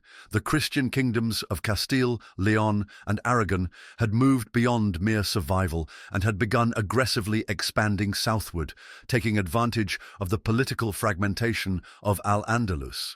But this period of Christian dominance would not last. The Muslim rulers of Al-Andalus, facing collapse, called for aid from across the Mediterranean.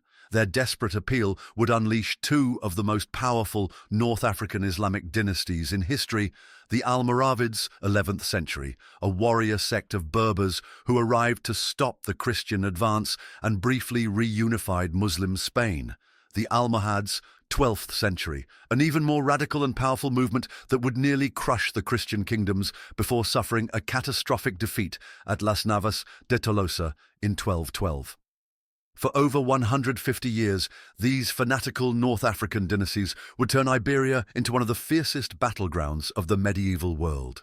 After the fall of the Caliphate of Cordoba in 1031, Muslim Spain fragmented into dozens of rival Taifa states, each ruled by local kings, emirs.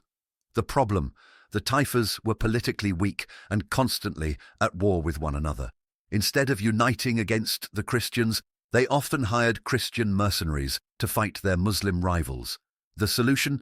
Paying off Christian kings. Many Taifa rulers, knowing they couldn't defeat the Christian kingdoms, began paying tribute, parias, to Castile and Leon. These massive payments of gold, silver and luxury goods funded Christian armies, accelerating the Reconquista.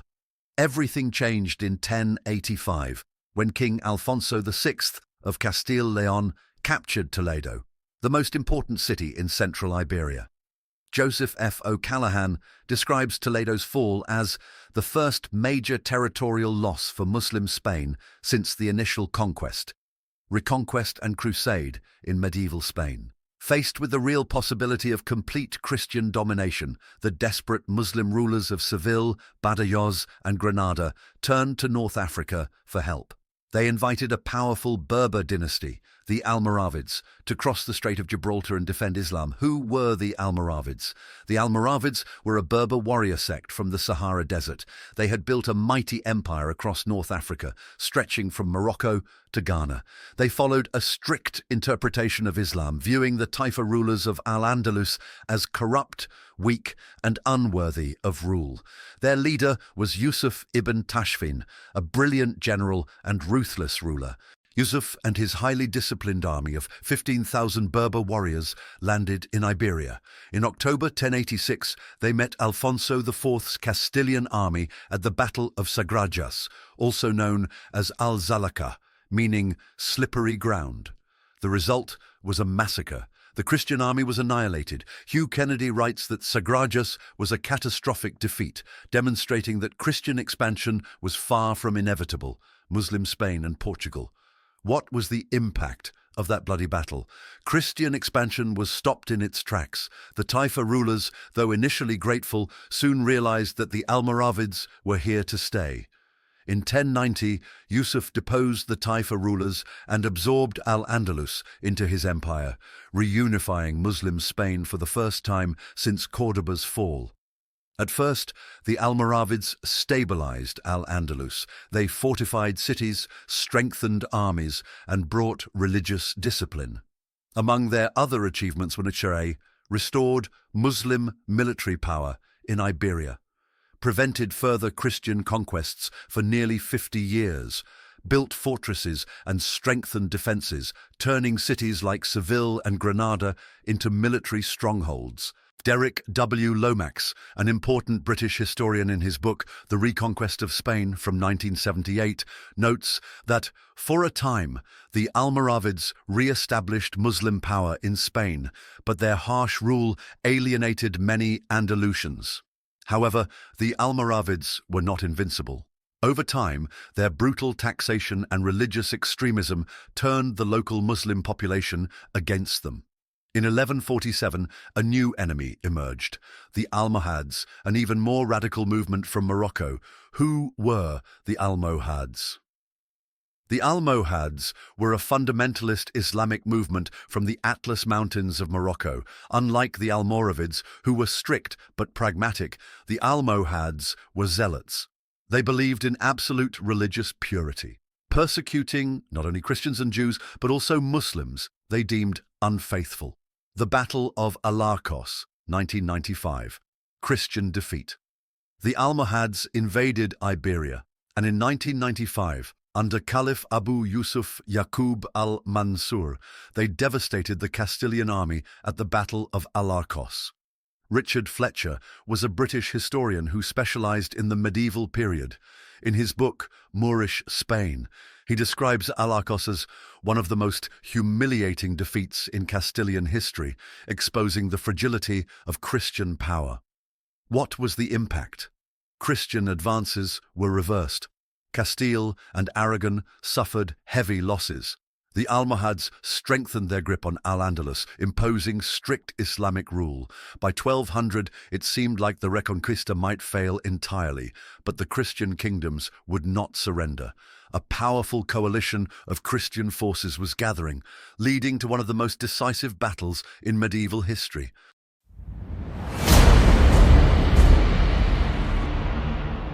By the end of the 12th century, the Christian kingdoms of Iberia were facing their greatest crisis since the early days of the Reconquista.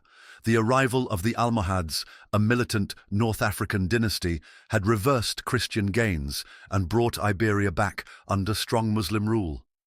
The Battle of Alarcos, 1995, had been a catastrophe. Castile suffered a devastating defeat, and the Almohads, under Caliph Abu Yusuf Yaqub al-Mansur, crushed Christian resistance. Many feared that the Almohads, who had reunified Al-Andalus, might finally put an end to Christian rule in Iberia. But instead of surrendering, the Christian kingdoms of Castile, Aragon, and Navarre forged an unprecedented alliance. Their leaders turned to Rome, framing the war as a crusade against Islam. The response was overwhelming. Knights from across Europe answered the call, and in 1212, at the Battle of Las Navas de Tolosa, Christian forces delivered a blow from which Muslim Spain would never recover. By the early 13th century, the Almohads ruled one of the largest empires in the Mediterranean. Their empire stretched across North Africa, Morocco, Algeria, Tunisia, Libya, and Al-Andalus, Muslim Spain. Who were the Almohads? The Almohads were an ultra-conservative Islamic movement that had overthrown the previous rulers of North Africa, the Almoravids, in the 1140s. Unlike the Almoravids, who had ruled with some tolerance, the Almohads enforced a strict version of Islam and viewed both Christians and Jews as infidels who had to be either converted, expelled, or killed. Brian A. Catlos, in his book Kingdoms of Faith, notes, the Almohads saw themselves as religious reformers, tasked with purifying Islam. In doing so, they alienated much of their own population, particularly in Al-Andalus, where Jews and Christians had lived relatively peacefully for centuries. By 1195, under Caliph Abu Yusuf Yaqub al-Mansur, the Almohads had reached the height of their power. After their crushing victory over Castile at Alarcos, Christian leaders feared the complete collapse of the Reconquista, but internal struggles were weakening the Almohad state. The Caliph Yaqub al-Mansur died in 1199, leading to succession crises. Almohad rulers were forced to spend more time in North Africa, fighting rebels and keeping control of their vast empire. In Al-Andalus, local Muslims began to resent the Almohads' harsh rule, secretly hoping for Christian intervention. This was the perfect moment for a Christian counterattack. In 1212, King Alfonso VIII of Castile, still recovering from the humiliation of Alarcos, sent an urgent request to Pope Innocent III, asking for a crusade against the Almohads. The Pope's response: a papal bull for Iberia. Pope Innocent III declared a holy war against the Almohads, granting the same spiritual rewards given to crusaders fighting in the Holy Land. Christian rulers across Europe were urged to send troops to Iberia. Massive numbers of French Knights Templars and Hospitallers signed up for the campaign. Why was this significant? Before this, the Reconquista had been largely a regional war between Iberian Christians and Muslims. Now it was seen as part of a global struggle, a war as important as the Crusades in Jerusalem. Joseph F. O'Callaghan writes, the Reconquista was no longer just about Iberia. It became part of a broader Christian effort to reclaim all lands lost to Islam. Reconquest and Crusade in medieval Spain. The coalition that formed was one of the largest Christian armies ever assembled in Iberia. Who fought at Las Navas de Tolosa? King Alfonso VIII of Castile, the main leader of the campaign, seeking revenge for Alarcos. King Pedro II of Aragon, a powerful ally with strong French support.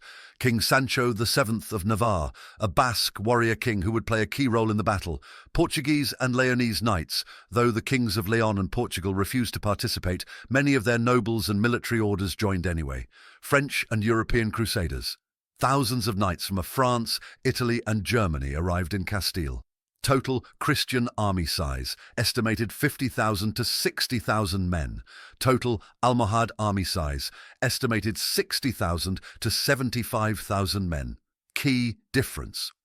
The Christian army was unified under one cause, while the Almohads were fighting on multiple fronts, with many of their forces stationed in North Africa. Hugh Kennedy explains, unlike the earlier battles of the Reconquista, Las Navas de Tolosa was a highly coordinated, strategic campaign. The Christian kingdoms had learned from their mistakes, Muslim Spain and Portugal. With their army assembled, the Christians marched south, deep into Almohad territory. The battlefield near Despeñaperros Pass, central Spain. The Almohads had dug defensive trenches and fortified their camp, expecting a long siege. Richard Fletcher writes, the Almohads had chosen their battlefield wisely, blocking the Christians' advance with steep cliffs and rugged terrain, Moorish Spain. Phase 1 of the battle, the Christian attack, begins. Castilian heavy cavalry launched a frontal assault, attempting to break the Almohad lines. Almohad archers and cavalry counterattacked, pushing them back. The battle stalled. It seemed like a repeat of Alarcos. Phase 2. The breakthrough. King Sancho, 7th of Navarre, led a shock assault with his elite troops. They stormed a key fortified hill, breaking through the Almohad defensive walls. Seeing their defenses collapse, the Almohads panicked and retreated. Final outcome, a devastating Almohad defeat. The Christian army destroyed the Almohad forces, killing thousands. The Almohads fled south, abandoning their strongholds in Spain. Caliph Muhammad al-Nasir barely escaped back to Morocco, humiliated. Simon R. Doubleday, in his book The Wise King, describes the battle as the moment where Muslim dominance in Iberia was irreversibly broken. Aftermath. The Reconquista accelerates the results of Christian victory. The Almohads never recovered. Their empire collapsed within 50 years. Cordoba fell in 1236. Valencia fell in 1238. Seville fell in 1248. By 1250, Muslim rule in Iberia was reduced to a single kingdom, Granada. Derek W. Lomax concludes, after Las Navas de Tolosa, the Reconquista was no longer a question of if, but when. The reconquest of Spain. The Christians had broken the back of Muslim Spain.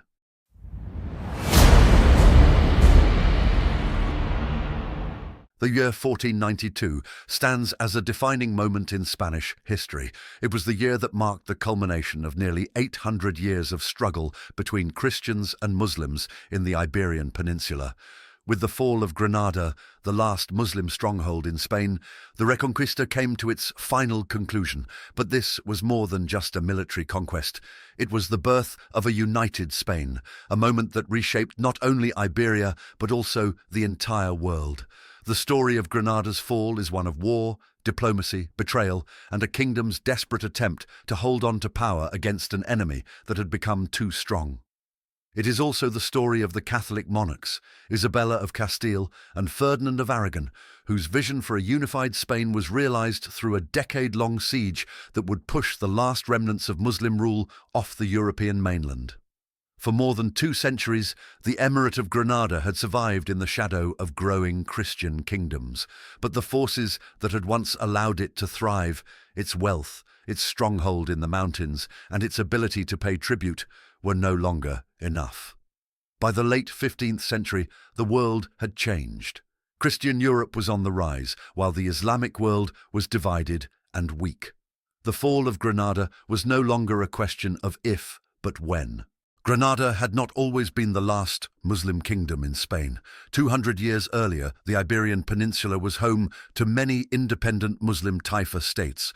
But after the fall of Cordoba in 1236, Valencia in 1238, and Seville in 1248, Muslim rule had been reduced to a single kingdom, the Emirate of Granada.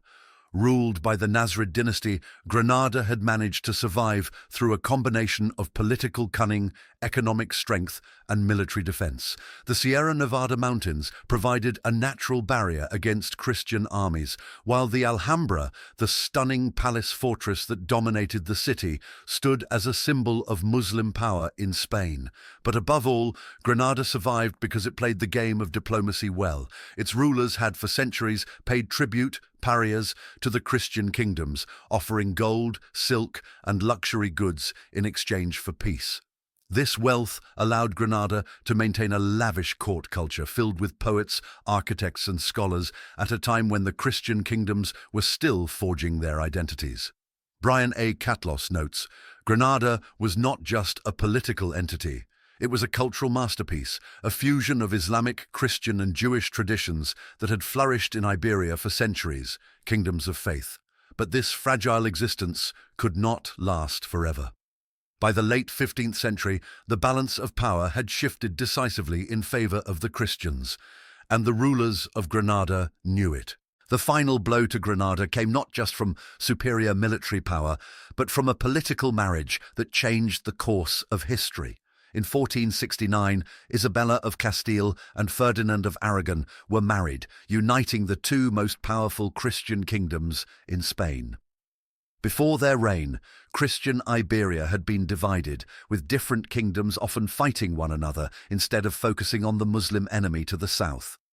But with this marriage, Spain became a single, unified entity, determined to complete the Reconquista. Joseph F. O'Callaghan writes, the union of Castile and Aragon was more than a political alliance. It was the birth of a new Spain, one that saw itself as the champion of Christendom, reconquest, and crusade in medieval Spain.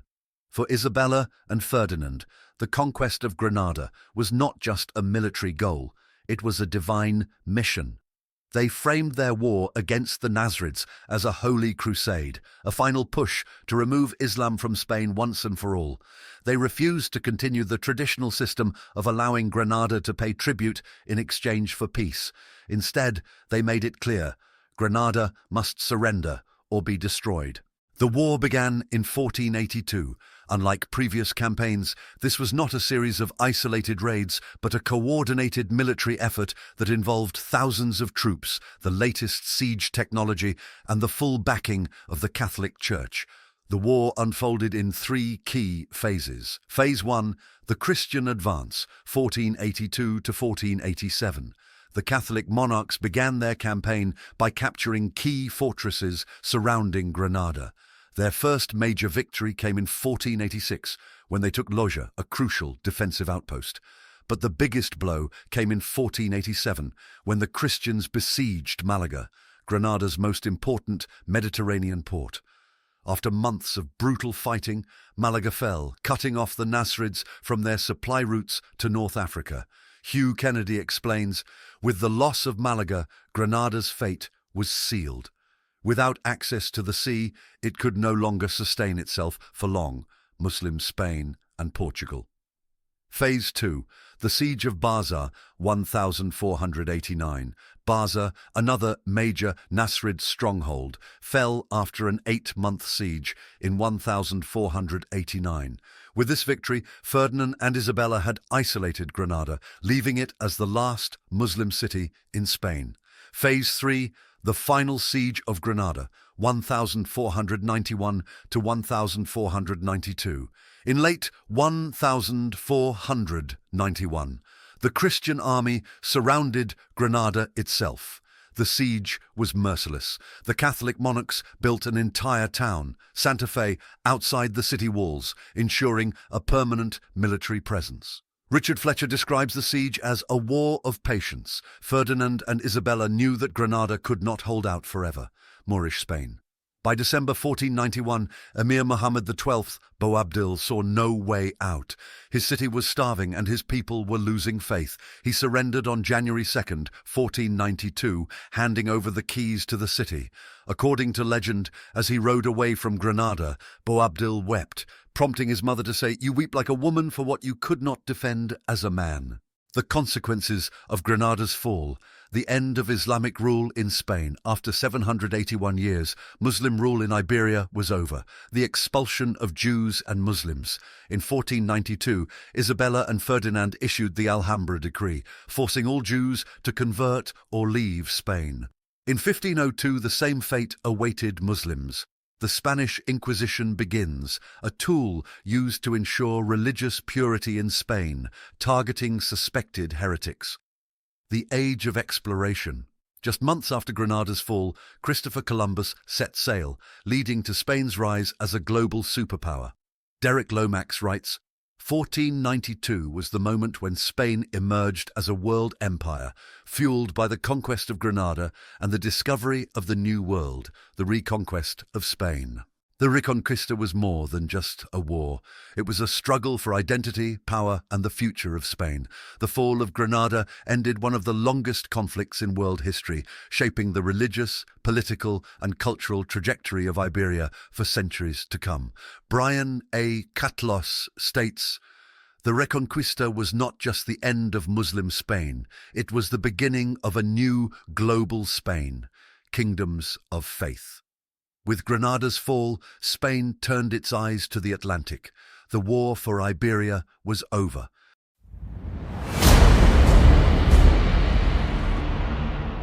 For centuries, the Reconquista has been portrayed as a heroic and righteous struggle between the Christian kingdoms of Iberia and the Muslim rulers of Al-Andalus, a grand, centuries-long crusade in which the forces of Christendom pushed back the armies of Islam. But was it truly a holy war? Did the kings of Castile, Leon, Aragon, and Portugal genuinely see themselves as warriors of faith, fighting to reclaim Spain for Christianity? Or was the Reconquista primarily a dynastic and territorial conflict, where religion was used as a convenient justification for warfare, conquest, and expansion? This question has been debated by historians for decades. Some argue that the Reconquista was an extension of the Crusades, a divinely sanctioned war to expel Islam from Iberia. Others suggest that it was a much more complex process, shaped by political ambitions, shifting alliances, and the practical realities of medieval power struggles. To understand the true nature of the Reconquista, we must examine how religion shaped both Christian and Muslim narratives, how the Church and the papacy influenced the wars, and whether the rhetoric of crusade matched the reality of war on the ground. The Christian rulers of Iberia certainly framed the Reconquista in religious terms. From the early chronicles of the 9th and 10th centuries, Christian kings were portrayed as defenders of the faith, striving to restore a land that had been lost to Muslim invaders. This idea was particularly powerful in Castile and Leon, where the memory of the Visigothic kingdom, overthrown in 711, lingered in historical writings. Joseph F. O'Callaghan explains, Christian kings and chroniclers consciously shaped the narrative of the Reconquista as a struggle between the forces of Christ and the forces of Islam. They depicted the kings of Leon and Castile as successors to the Visigoths, the rightful heirs to Spain, and the Muslim rulers as usurpers, reconquest and crusade in medieval Spain. This idea of the Reconquista as a restoration rather than a conquest became central to the Christian identity in medieval Spain. In their view, Spain was not being conquered from the Muslims, but reclaimed. However, despite this religious rhetoric, many Christian rulers were just as willing to make alliances with Muslim leaders when it suited their needs. Kings of Leon and Castile often accepted tribute, parias, from Muslim Taifa rulers, taking gold in exchange for peace. At times, they even hired Muslim soldiers to fight against their Christian rivals. Hugh Kennedy argues the reality of medieval Iberia was far more complex than a simple Christian-Muslim struggle. Alliances frequently crossed religious lines. Christian kings were willing to fight alongside Muslim rulers when it benefited them, just as Muslim emirs sometimes allied with Christian kings against other Muslims, Muslim Spain and Portugal. This suggests that while religion was important, it was not the sole driving force behind the Reconquista. The wars were just as much about political power, territorial expansion, and economic gain as they were about faith. The Pope and the Catholic Church played a crucial role in shaping the idea of the Reconquista as a holy war. The earliest religious justifications for the war emerged in the 11th century, when Pope Alexander II granted the first Crusader indulgences for Christian knights fighting in Spain. The turning point came in 1095, when Pope Urban II launched the First Crusade to reclaim the Holy Land. Around the same time, he extended the idea of crusade to Iberia, encouraging knights from across Europe to join the war against Al-Andalus. Derek Lomax describes this shift. From the late 11th century onwards, the language of crusade became intertwined with the Reconquista. Christian rulers in Spain increasingly presented their wars as part of the larger struggle against Islam, aligning themselves with the crusading movement, the reconquest of Spain. By the 12th and 13th centuries, the papacy granted full crusader status to warriors who fought in Spain. Just like those who fought in Jerusalem, knights who joined the Reconquista received spiritual rewards, forgiveness of sins, papal protection, and even guarantees of eternal salvation. The Battle of Las Navas de Tolosa in 1212 was the peak of this crusading fervour. Pope Innocent III formally declared it a holy war, and knights from France, Italy and Germany joined the campaign.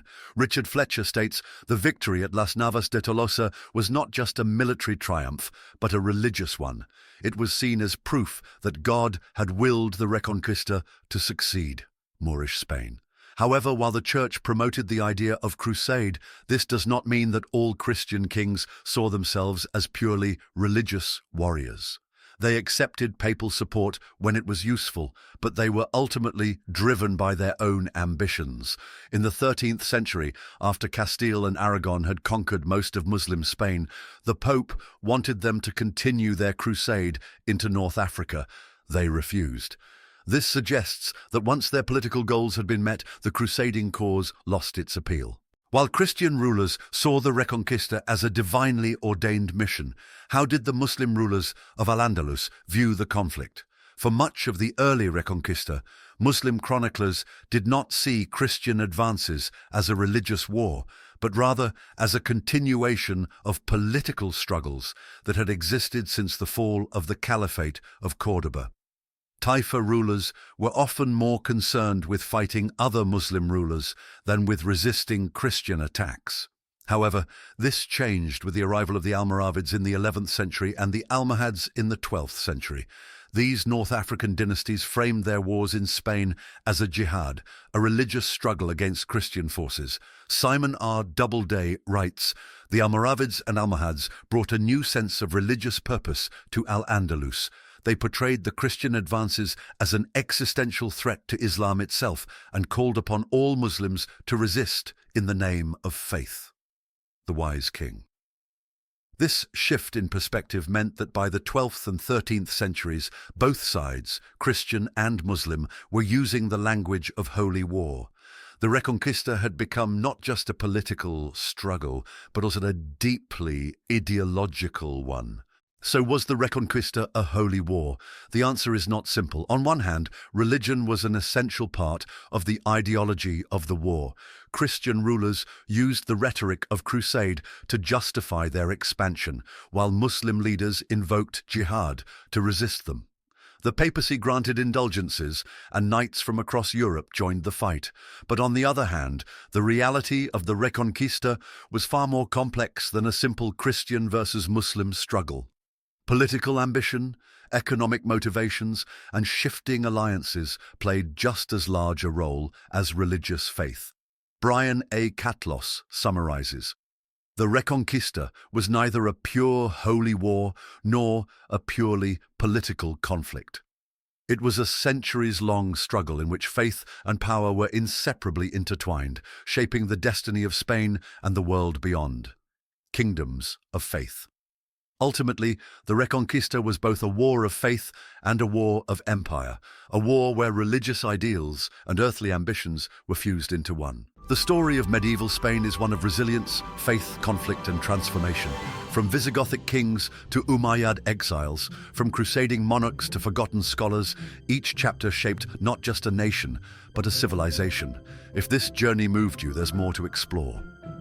Watch our other 2 comprehensive videos on the shaping of medieval Europe: Anglo-Saxon Saga, The Long Road to United England, and From Clovis to Charlemagne, The Rise of the Frankish Empire. Together, these stories form the backbone of early medieval Europe, its kingdoms, cultures, and enduring legacies. Subscribe, share, and join the growing community that believes history deserves to be told with depth, accuracy, and meaning. Thank you for watching.